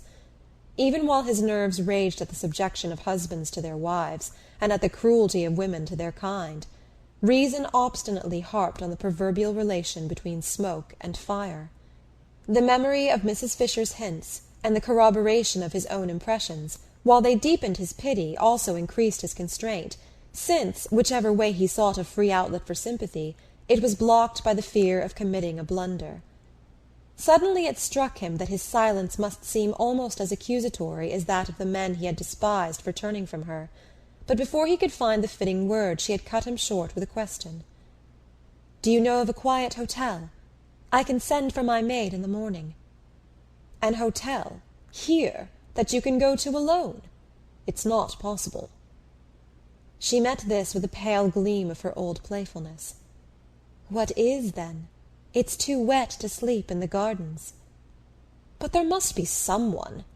"Someone to whom I can go?" "Of course, any number. But at this hour? You see my change of plan was rather sudden." "Good God! If you'd listened to me!" he cried, venting his helplessness in a burst of anger. She still held him off with the gentle mockery of her smile. "But haven't I?" she rejoined. "You advised me to leave the yacht, and I'm leaving it." He saw then, with a pang of self-reproach, that she meant neither to explain nor to defend herself, that by his miserable silence he had forfeited all chance of helping her, and that the decisive hour was past. She had risen, and stood before him in a kind of clouded majesty, like some deposed princess moving tranquilly to exile. "Lily!" he exclaimed, with a note of despairing appeal, but "Oh, not now," she gently admonished him. And then, in all the sweetness of her recovered composure, "Since I must find shelter somewhere, and since you're so kindly here to help me—" He gathered himself up at the challenge. "You will do as I tell you? There's but one thing, then. You must go straight to your cousins, the Stepneys." "Oh!" broke from her with a movement of instinctive resistance, but he insisted. "Come, it's late, and you must appear to have gone there directly." He had drawn her hand into his arm, but she held him back with a last gesture of protest. "I can't, not that! You don't know Gwen. You mustn't ask me." "I must ask you. You must obey me," he persisted, though infected at heart by her own fear. Her voice sank to a whisper. "And if she refuses?" "But, oh, trust me, he could only insist in return, and yielding to his touch, she let him lead her back in silence to the edge of the square. In the cab they continued to remain silent through the brief drive which carried them to the illuminated portals of the Stepneys' hotel. Here he left her outside, in the darkness of the raised hood, while his name was sent up to Stepney, and he paced the showy hall, awaiting the ladder's descent.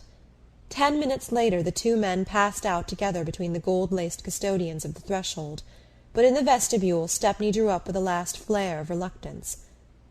"It's understood, then," he stipulated nervously, with his hand on Selden's arm. "She leaves tomorrow by the early train, and my wife's asleep, and can't be disturbed." End of Chapter 3. The House of Mirth by Edith Wharton. Book 2, Chapter 4. The blinds of Mrs. Penniston's drawing-room were drawn down against the oppressive June sun, and in the sultry twilight the faces of her assembled relatives took on a fitting shadow of bereavement. They were all there, Van Alstynes, Stepneys, and Melsons, even a stray Penniston or two, indicating by a greater latitude in dress and manner the fact of remoter relationship and more settled hopes. The Penniston side was, in fact, secure in the knowledge that the bulk of Mr. Penniston's property went back, while the direct connection hung suspended on the disposal of his wife's private fortune and on the uncertainty of its extent.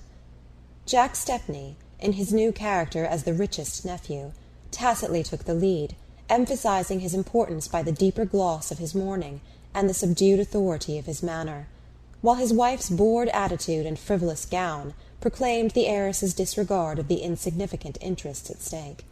Old Ned Van Alstyne, seated next to her in a coat that made affliction dapper, twirled his white moustache to conceal the eager twitch of his lips, and Grace Stepney, red-nosed and smelling of crape, whispered emotionally to Mrs. Herbert Melson, "I couldn't bear to see the Niagara anywhere else."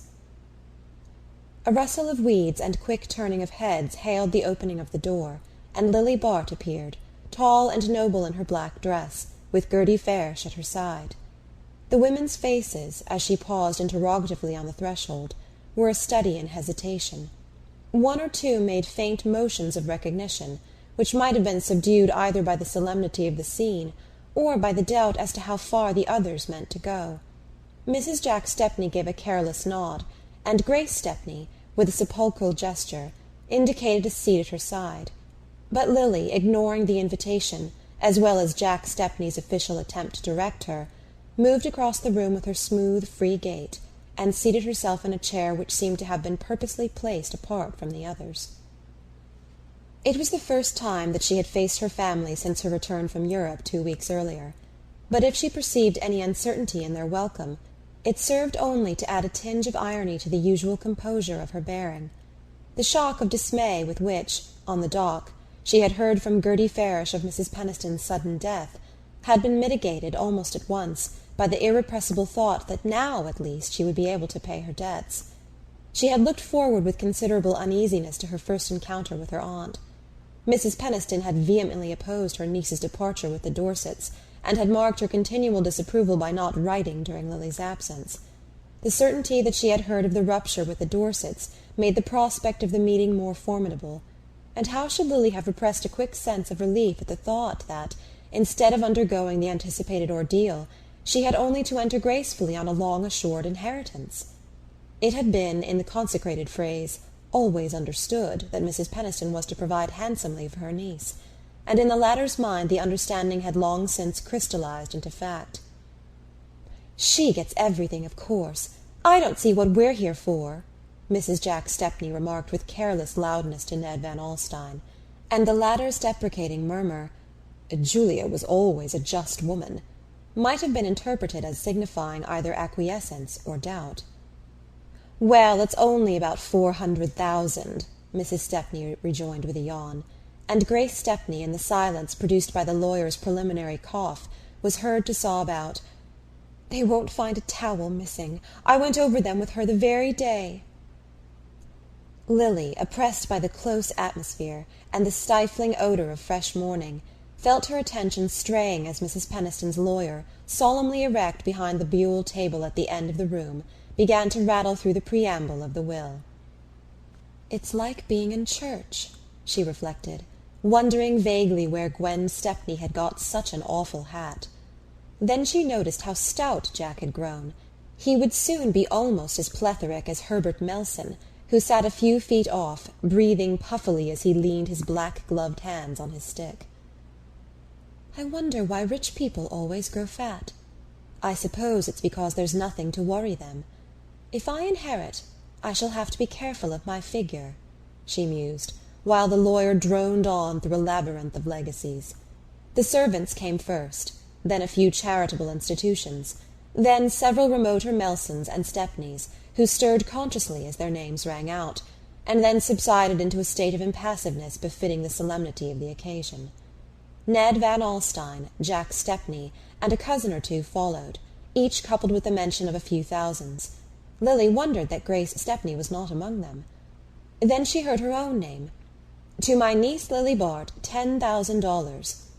And after that the lawyer again lost himself in a coil of unintelligible periods, from which the concluding phrase flashed out with startling distinctness. And the residue of my estate to my dear cousin and namesake, Grace Julia Stepney. There was a subdued gasp of surprise, a rapid turning of heads, and a surging of sable figures toward the corner in which Miss Stepney wailed out her sense of unworthiness through the crumpled ball of a black-edged handkerchief. Lily stood apart from the general movement, feeling herself for the first time utterly alone. No one looked at her. No one seemed aware of her presence. She was probing the very depths of insignificance. And under her sense of the collective indifference came the acuter pang of hopes deceived. Disinherited. She had been disinherited. And for Grace Stepney. She met Gertie's lamentable eyes, fixed on her in a despairing effort at consolation, and the look brought her to herself. There was something to be done before she left the house, to be done with all the nobility she knew how to put into such a gesture. She advanced to the group about Miss Stepney, and holding out her hand said simply, "Dear Grace, I am so glad." The other ladies had fallen back at her approach, and a space created itself about her. It widened as she turned to go, and no one advanced to fill it up. She paused a moment, glancing about her, calmly taking the measure of her situation. She heard someone ask a question about the date of the will. She caught a fragment of the lawyer's answer, something about a sudden summons and an earlier instrument. Then the tide of dispersal began to drift past her. Mrs. Jack Stepney and Mrs. Herbert Melson stood on the doorstep awaiting their motor. A sympathizing group escorted Grace Stepney to the cab it was felt to be fitting she should take, though she lived but a street or two away, and Miss Bart and Gertie found themselves almost alone in the purple drawing-room, which more than ever, in its stuffy dimness, resembled a well-kept family vault, in which the last corpse had just been decently deposited. In Gertie Farish's sitting-room, whither a hansom had carried the two friends, Lily dropped into a chair with a faint sound of laughter. It struck her as a humorous coincidence that her aunt's legacy should so nearly represent the amount of her debt to Trenor. The need of discharging that debt had reasserted itself with increased urgency since her return to America, and she spoke her first thought in saying to the anxiously hovering Gertie, "I wonder when the legacies will be paid." But Miss Farish could not pause over the legacies. She broke into a larger indignation. "Oh, Lily, it's unjust! It's cruel! Grace Stepney must feel she has no right to all that money." "Anyone who knew how to please Aunt Julia has a right to her money," Miss Bart rejoined philosophically. "But she was devoted to you. She led everyone to think—" Gertie checked herself in evident embarrassment, and Miss Bart turned to her with a direct look. "Gertie, be honest. This will was made only 6 weeks ago. She had heard of my break with the Dorsets." "Everyone heard, of course, that there had been some disagreement, some misunderstanding." "Did she hear that Bertha turned me off the yacht?" "Lily!" "That was what happened, you know. She said I was trying to marry George Dorset. She did it to make him think she was jealous. Isn't that what she told Gwen Stepney?" "I don't know. I don't listen to such horrors." "I must listen to them. I must know where I stand." She paused, and again sounded a faint note of derision. "Did you notice the women? They were afraid to snub me while they thought I was going to get the money. Afterward they scuttled off as if I had the plague." Gertie remained silent, and she continued, I stayed on to see what would happen. They took their cue from Gwen Stepney and Lulu Melson. I saw them watching to see what Gwen would do. Gertie, I must know just what is being said of me. I tell you, I don't listen. One hears such things without listening. She rose and laid her resolute hands on Miss Farish's shoulders. Gertie, are people going to cut me? Your friends, Lily. How can you think it? Who are one's friends at such a time? Who but you poor trustful darling? And heaven knows what you suspect me of. She kissed Gertie with a whimsical murmur. You'd never let it make any difference. But then you're fond of criminals, Gertie. How about the irreclaimable ones, though? For I'm absolutely impenitent, you know. She drew herself up to the full height of her slender majesty, towering like some dark angel of defiance above the troubled Gertie, who could only falter out, Lily, Lily, how can you laugh about such things? So as not to weep, perhaps. But no, I'm not of the tearful order. I discovered early that crying makes my nose red, and the knowledge has helped me through several painful episodes. She took a restless turn about the room, and then, reseating herself, lifted the bright mockery of her eyes to Gertie's anxious countenance. I shouldn't have minded, you know, if I'd got the money. And at Miss Farish's protesting, "Oh!" she repeated calmly, "Not a straw, my dear, for, in the first place, they wouldn't have quite dared to ignore me, and if they had, it wouldn't have mattered, because I should have been independent of them. But now—" The irony faded from her eyes, and she bent a clouded face upon her friend. "How can you talk so, Lily? Of course the money ought to have been yours, but after all that makes no difference. The important thing—" Gertie paused and then continued firmly.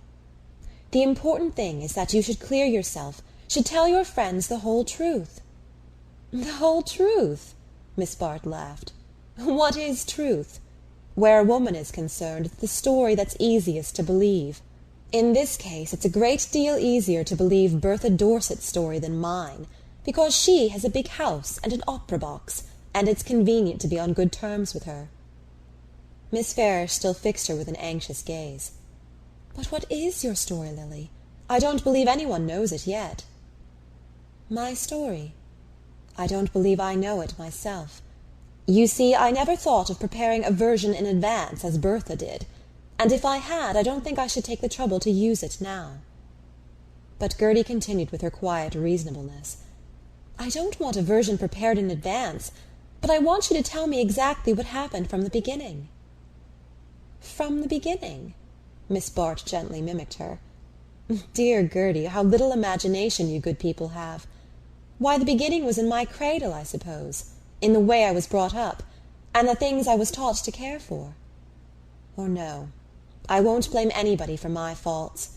I'll say it was in my blood, that I got it from some wicked, pleasure-loving ancestress who reacted against the homely virtues of New Amsterdam and wanted to be back at the court of the Charleses." And as Miss Farish continued to press her with troubled eyes, she went on impatiently. "You asked me just now for the truth. Well, the truth about any girl is that once she's talked about, she's done for, and the more she explains her case, the worse it looks. My good Gertie, you don't happen to have a cigarette about you." In her stuffy room in the hotel to which she had gone on landing, Lily Bart that evening reviewed her situation. It was the last week in June, and none of her friends were in town. The few relatives who had stayed on, or returned, for the reading of Mrs. Peniston's will, had taken flight again that afternoon to Newport or Long Island, and not one of them had made any proffer of hospitality to Lily.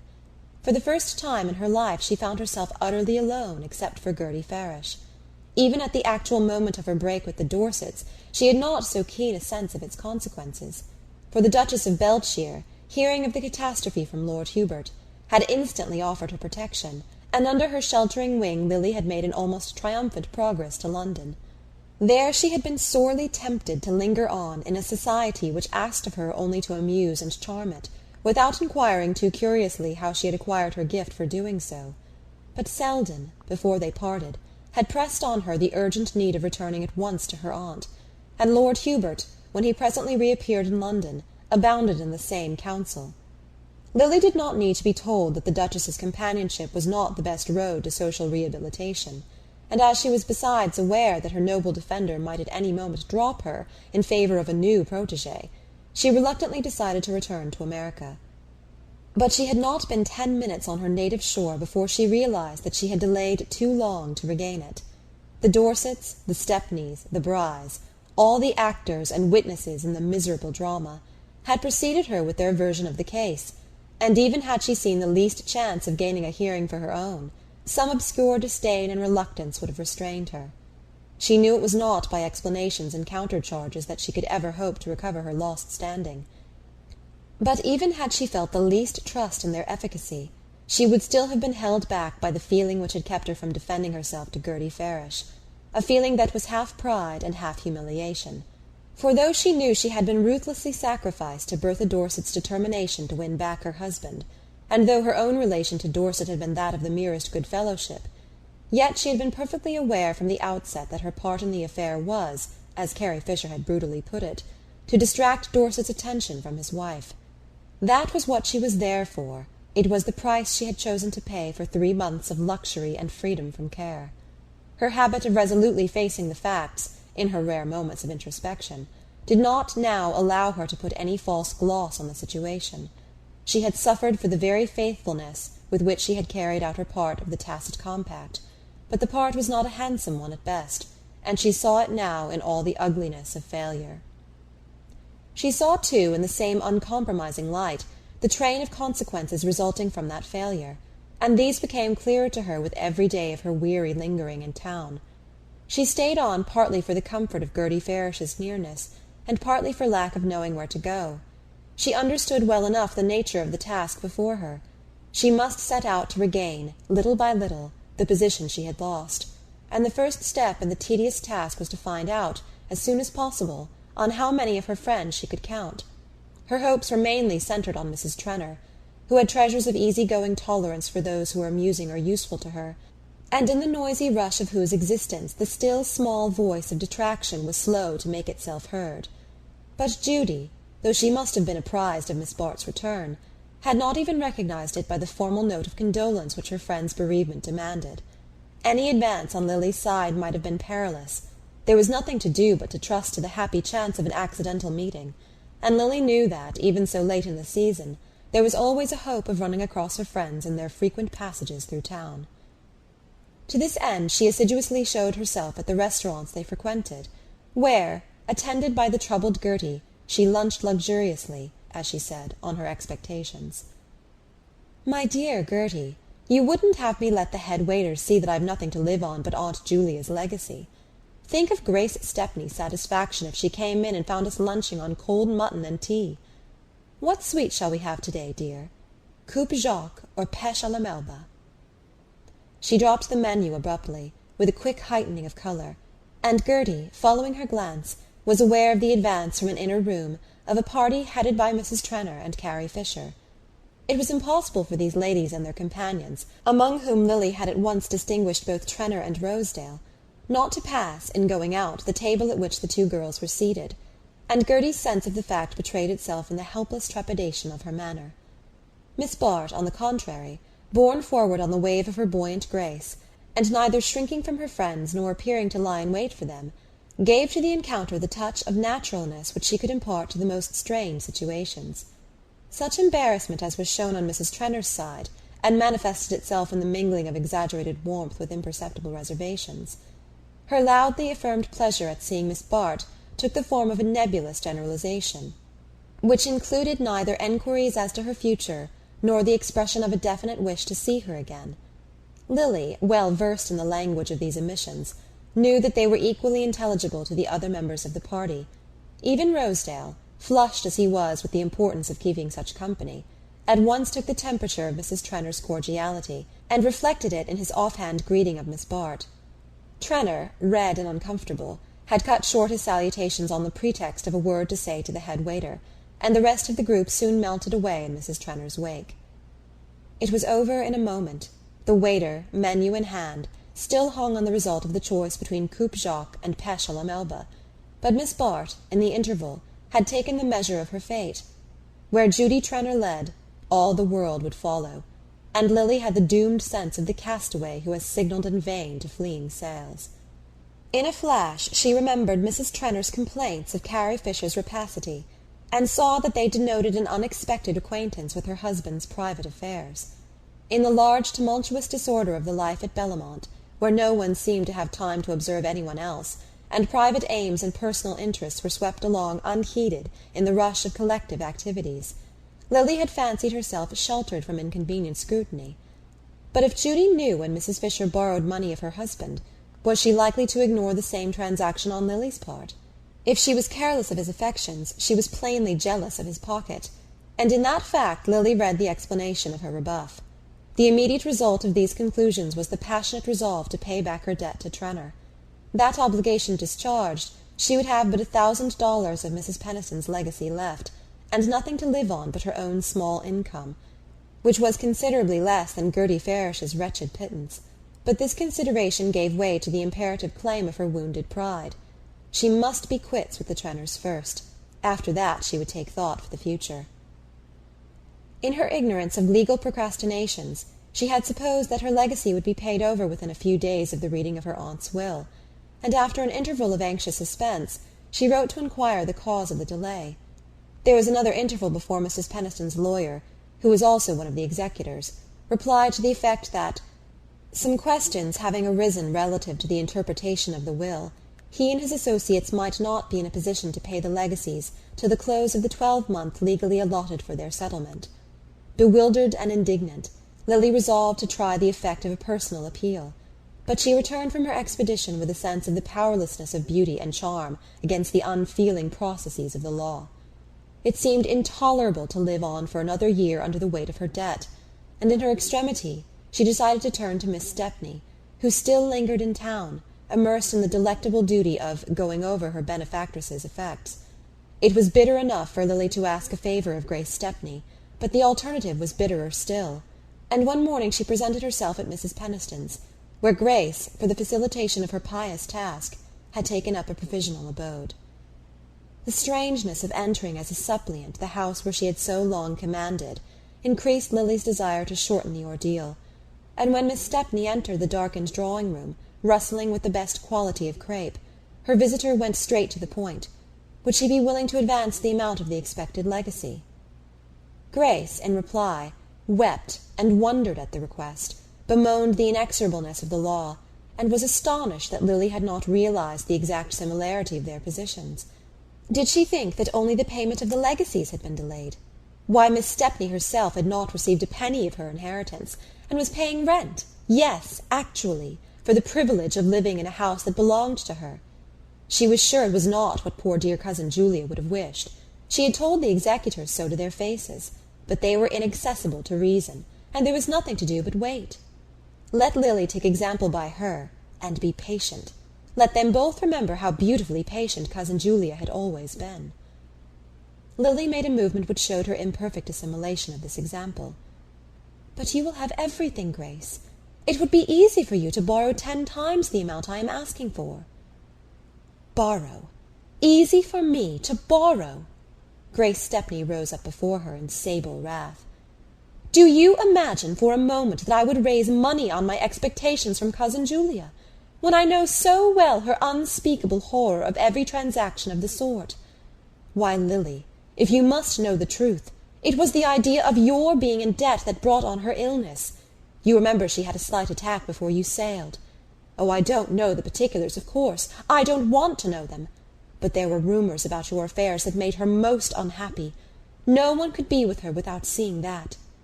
I can't help it if you are offended by my telling you this now. If I can do anything to make you realize the folly of your course, and how deeply she disapproved of it, I shall feel it is the truest way of making up to you for her loss." End of Chapter 4. The House of Mirth by Edith Wharton. Book 2, Chapter 5. It seemed to Lily, as Mrs. Peniston's door closed on her, that she was taking a final leave of her old life. The future stretched before her dull and bare as the deserted length of Fifth Avenue, and opportunities showed as meagerly as the few cabs trailing in quest of fares that did not come. The completeness of the analogy was, however, disturbed as she reached the sidewalk by the rapid approach of a hansom which pulled up at sight of her. From beneath its luggage-laden top she caught the wave of a signalling hand, and the next moment Mrs. Fisher, springing to the street, had folded her in a demonstrative embrace. "My dear, you don't mean to say you're still in town? When I saw you the other day at Sherry's I didn't have time to ask." She broke off, and added with a burst of frankness, "The truth is, I was horrid, Lily, and I've wanted to tell you so ever since." "Oh," Miss Bart protested, drawing back from her penitent clasp. But Mrs. Fisher went on with her usual directness. "Look here, Lily, don't let's beat about the bush. Half the trouble in life is caused by pretending there isn't any. That's not my way, and I can only say I'm thoroughly ashamed of myself for following the other woman's lead. But we'll talk of that by and by. Tell me now where you're staying and what your plans are. I don't suppose you're keeping house in there with Grace Stepney, eh? And it struck me you might be rather at loose ends." In Lily's present mood there was no resisting the honest friendliness of this appeal, and she said with a smile, "I am at loose ends for the moment, but Gertie Farish is still in town, and she's good enough to let me be with her whenever she can spare the time." Mrs. Fisher made a slight grimace. That's a temperate joy. Oh, I know, Gertie's a trump, and worth all the rest of us put together, but à la longue you're used to a little higher seasoning, aren't you, dear? And besides, I suppose she'll be off herself before long. The 1st of August, you say? Well, look here, you can't spend your summer in town. We'll talk of that later, too. But meanwhile, what do you say to putting a few things in a trunk and coming down with me to the Sam Gormers tonight?" And as Lily stared at the breathless suddenness of the suggestion, she continued with her easy laugh. "You don't know them, and they don't know you, but that don't make a rap of difference. They've taken the Van Alstyne place at Roslyn, and I've got carte blanche to bring my friends down there. The more the merrier. They do things awfully well, and there's to be rather a jolly party there this week." She broke off, checked by an undefinable change in Miss Bart's expression. "Oh, I don't mean your particular set, you know. Rather a different crowd, but very good fun. The fact is, the Gormers have struck out on a line of their own. What they want is to have a good time, and to have it in their own way. They gave the other thing a few months' trial, under my distinguished auspices, and they were really doing extremely well, getting on a good deal faster than the Brys, just because they didn't care as much. But suddenly they decided the whole business bored them, and that what they wanted was a crowd they could really feel at home with. Rather original of them, don't you think so? Mattie Gormer has got aspirations still. Women always have. But she's awfully easy-going, and Sam won't be bothered, and they both like to be the most important people in sight, so they've started a sort of continuous performance of their own, a kind of social Coney Island, where everybody is welcome who can make noise enough and doesn't put on airs. I think it's awfully good fun myself. Some of the artistic set, you know. Any pretty actress that's going, and so on. This week, for instance, they have Audrey Ansdell, who made such a hit last spring in The Winning of Winnie, and Paul Morpeth, he's painting Mattie Gormer, and the Dick Bellingers, and Kate Corby. Well, everyone you can think of who's jolly and makes a row. Now, don't stand there with your nose in the air, my dear.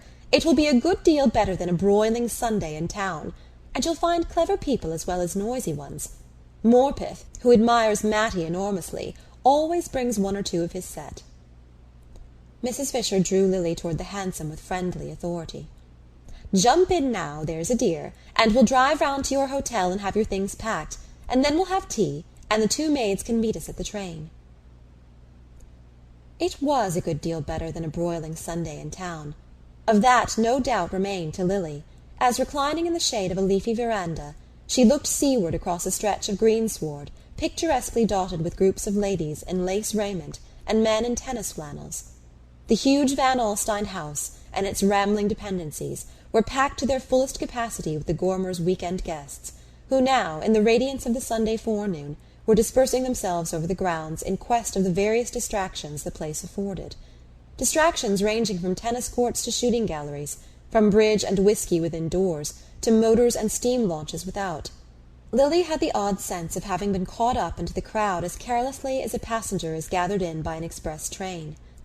The blonde and genial Mrs. Gormer might, indeed, have figured the conductor, calmly assigning seats to the rush of travellers, while Carrie Fisher represented the porter pushing their bags into place, giving them their numbers for the dining car, and warning them when their station was at hand.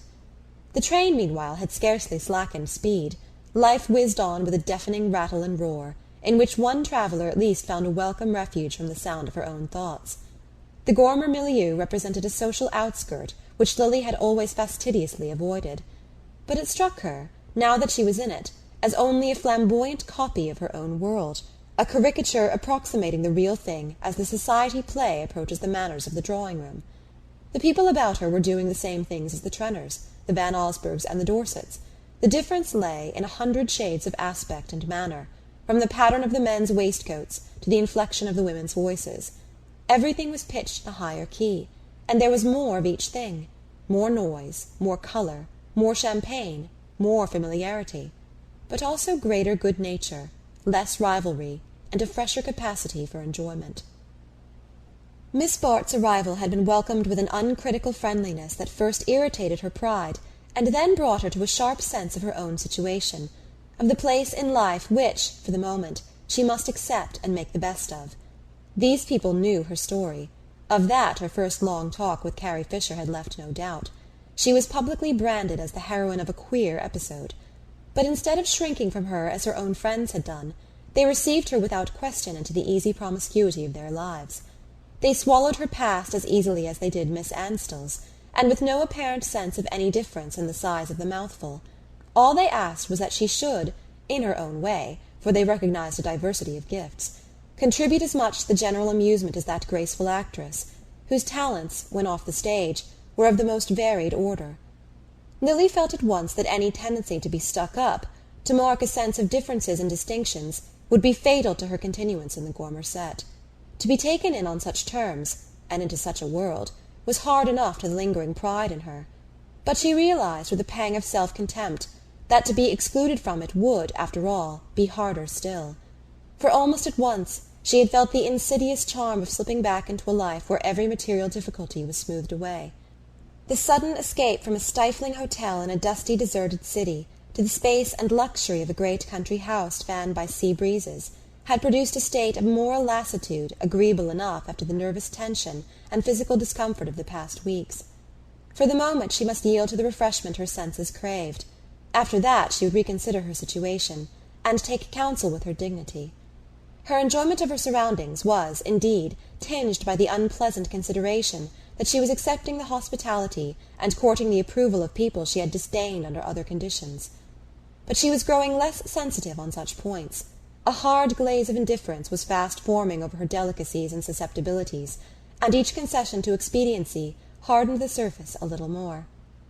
On the Monday, when the party disbanded with uproarious adieu, the return to town threw into stronger relief the charms of the life she was leaving. The other guests were dispersing to take up the same existence in a different setting, some at Newport, some at Bar Harbour, some in the elaborate rusticity of an Adirondack camp. Even Gertie Farish, who welcomed Lily's return with tender solicitude, would soon be preparing to join the aunt with whom she spent her summers on Lake George. Only Lily herself remained without plan or purpose, stranded in a backwater of the great current of pleasure.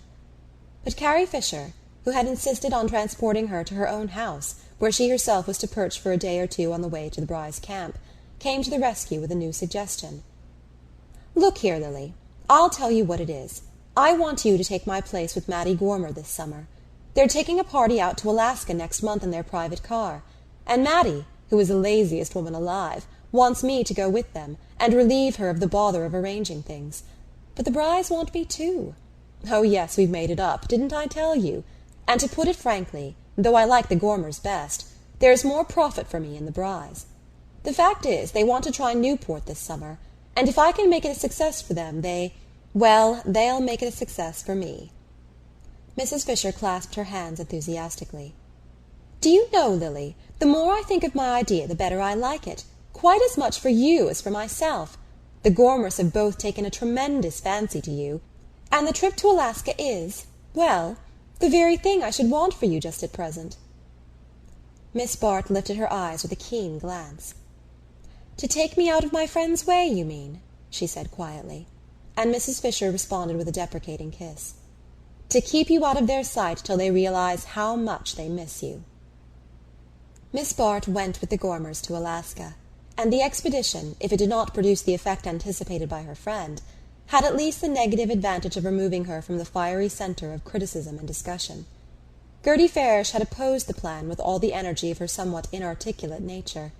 She had even offered to give up her visit to Lake George, and remain in town with Miss Bart, if the latter would renounce her journey. But Lily could disguise her real distaste for this plan under a sufficiently valid reason. "You dear innocent, don't you see," she protested, "that Carrie is quite right, and that I must take up my usual life, and go about among people as much as possible? If my old friends choose to believe lies about me, I shall have to make new ones, that's all. And you know beggars mustn't be choosers. Not that I don't like Mattie Gormer. I do like her. She's kind and honest and unaffected. And don't you suppose I feel grateful to her for making me welcome at a time when, as you've yourself seen, my own family have unanimously washed their hands of me?" Gertie shook her head, mutely unconvinced. She felt not only that Lily was cheapening herself by making use of an intimacy she would never have cultivated from choice, but that, in drifting back now to her former manner of life, she was forfeiting her last chance of ever escaping from it. Gertie had but an obscure conception of what Lily's actual experience had been, but its consequences had established a lasting hold on her pity since the memorable night when she had offered up her own secret hope to her friend's extremity. To characters like Gertie's such a sacrifice constitutes a moral claim on the part of the person in whose behalf it has been made. Having once helped Lily, she must continue to help her, and helping her, must believe in her, because faith is the mainspring of such natures. But even if Miss Bart, after her renewed taste of the amenities of life, could have returned to the barrenness of a New York August, mitigated only by poor Gertie's presence, her worldly wisdom would have counselled her against such an act of abnegation.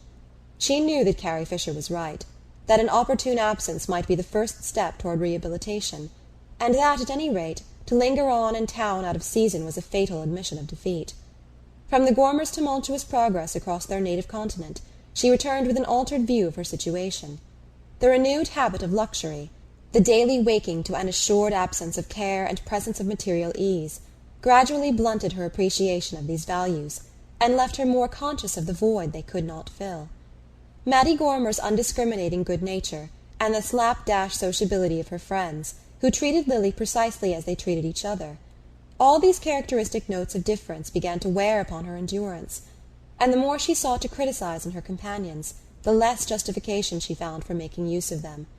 The longing to get back to her former surroundings hardened to a fixed idea, but with the strengthening of her purpose came the inevitable perception that, to attain it, she must exact fresh concessions from her pride. These, for the moment, took the unpleasant form of continuing to cling to her hosts after their return from Alaska. Little as she was in the key of their milieu, her immense social facility, her long habit of adapting herself to others without suffering her own outline to be blurred, the skilled manipulation of all the polished implements of her craft, had won for her an important place in the Gormer group. If their resonant hilarity could never be hers, she contributed a note of easy elegance more valuable to Mattie Gormer than the louder passages of the band. Sam Gormer and his special cronies stood indeed a little in awe of her, but Mattie's following, headed by Paul Morpeth, made her feel that they prized her for the very qualities they most conspicuously lacked. If Morpeth, whose social indolence was as great as his artistic activity, had abandoned himself to the easy current of the Gormer existence, where the minor exactions of politeness were unknown or ignored, and a man could either break his engagements or keep them in painting jacket and slippers, he still preserved his sense of differences, and his appreciation of graces he had no time to cultivate. During the preparations for the bride's tableau, he had been immensely struck by Lily's plastic possibilities. Not the face, too self-controlled for expression, but the rest of her. Gad, what a model she'd make!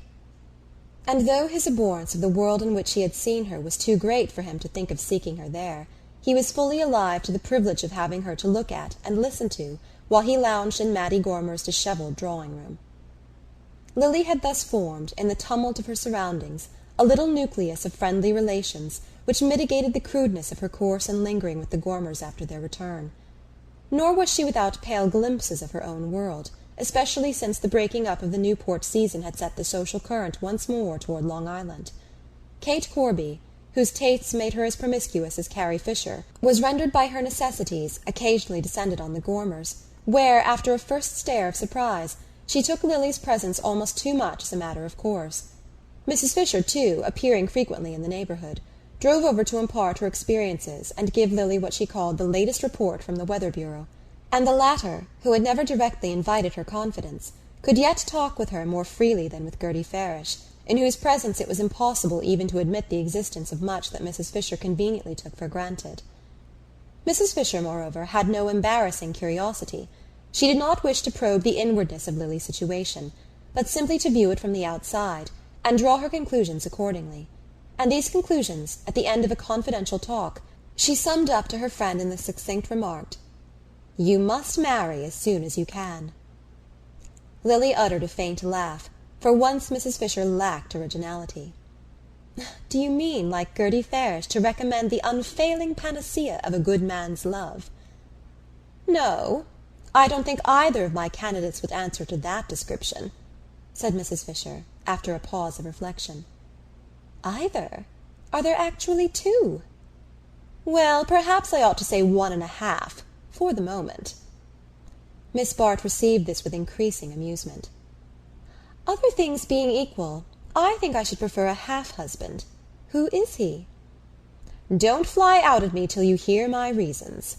George Dorset." "Oh," Lily murmured reproachfully, but Mrs. Fisher pressed on unrebuffed. "Well, why not? They had a few weeks' honeymoon when they first got back from Europe, but now things are going badly with them again. Bertha has been behaving more than ever like a madwoman, and George's powers of credulity are very nearly exhausted. They're at their place here, you know, and I spent last Sunday with them. It was a ghastly party. No one else but poor Neddy Silverton, who looks like a galley slave. They used to talk of my making that poor boy unhappy. And after luncheon George carried me off on a long walk, and told me the end would have to come soon." Miss Bart made an incredulous gesture. "As far as that goes, the end will never come. Bertha will always know how to get him back when she wants him." Mrs. Fisher continued to observe her tentatively. "Not if he has anyone else to turn to." "Yes, that's just what it comes to. The poor creature can't stand alone. And I remember him such a good fellow, full of life and enthusiasm." She paused and went on, dropping her glance from Lily's. "He wouldn't stay with her 10 minutes if he knew." "Knew?" Miss Bart repeated. "What you must, for instance, with the opportunities you've had. If he had positive proof, I mean." Lily interrupted her with a deep blush of displeasure. "Please let us drop the subject, Carrie. It's too odious to me." And to divert her companion's attention, she added, with an attempt at lightness, "And your second candidate? We must not forget him." Mrs. Fisher echoed her laugh. "I wonder if you'll cry out just as loud if I say, 'Sim Rosedale'?" Miss Bart did not cry out. She sat silent, gazing thoughtfully at her friend. The suggestion, in truth, gave expression to a possibility which, in the last weeks, had more than once recurred to her. But after a moment she said carelessly, "Mr. Rosedale wants a wife who can establish him in the bosom of the Van Osburghs and Trenners." Mrs. Fisher caught her up eagerly. "And so you could, with his money. Don't you see how beautifully it would work out for you both?" "I don't see any way of making him see it," Lily returned, with a laugh intended to dismiss the subject. But in reality it lingered with her long after Mrs. Fisher had taken leave. She had seen very little of Rosedale since her annexation by the Gormers, for he was still steadily bent on penetrating to the inner paradise from which she was now excluded. But once or twice, when nothing better offered, he had turned up for a Sunday, and on these occasions he had left her in no doubt as to his view of her situation. That he still admired her was, more than ever, offensively evident, for in the Gormer circle, where he expanded as in his native element, there were no puzzling conventions to check the full expression of his approval. But it was in the quality of his admiration that she read his shrewd estimate of her case. He enjoyed letting the Gormers see that he had known Miss Lily, she was Miss Lily to him now, before they had had the faintest social existence, enjoyed more especially impressing Paul Morpeth with the distance to which their intimacy dated back. But he let it be felt that that intimacy was a mere ripple on the surface of a rushing social current, the kind of relaxation which a man of large interests and manifold preoccupations permits himself in his hours of ease. The necessity of accepting this view of their past relation, and of meeting it in the key of pleasantry prevalent among her new friends, was deeply humiliating to Lily. But she dared less than ever to quarrel with Rosedale. She suspected that her rejection rankled among the most unforgettable of his rebuffs, and the fact that he knew something of her wretched transaction with Trenor, and was sure to put the basest construction on it, seemed to place her hopelessly in his power. Yet at Carrie Fisher's suggestion a new hope had stirred in her. Much as she disliked Rosedale, she no longer absolutely despised him, for he was gradually attaining his object in life, and that, to Lily, was always less despicable than to miss it. With the slow, unalterable persistency which she had always felt in him, he was making his way through the dense mass of social antagonisms. Already his wealth, and the masterly use he had made of it, were giving him an enviable prominence in the world of affairs, and placing Wall Street under obligations which only Fifth Avenue could repay. In response to these claims, his name began to figure on municipal committees and charitable boards. He appeared at banquets to distinguished strangers, and his candidacy at one of the fashionable clubs was discussed with diminishing opposition. He had figured once or twice at the Trenor dinners, and had learned to speak with just the right note of disdain of the big Van Osburgh crushes. And all he now needed was a wife whose affiliations would shorten the last tedious steps of his ascent. It was with that object that, a year earlier, he had fixed his affections on Miss Bart, but in the interval he had mounted nearer to the goal, while she had lost the power to abbreviate the remaining steps of the way. All this she saw with the clearness of vision that came to her in moments of despondency. It was success that dazzled her.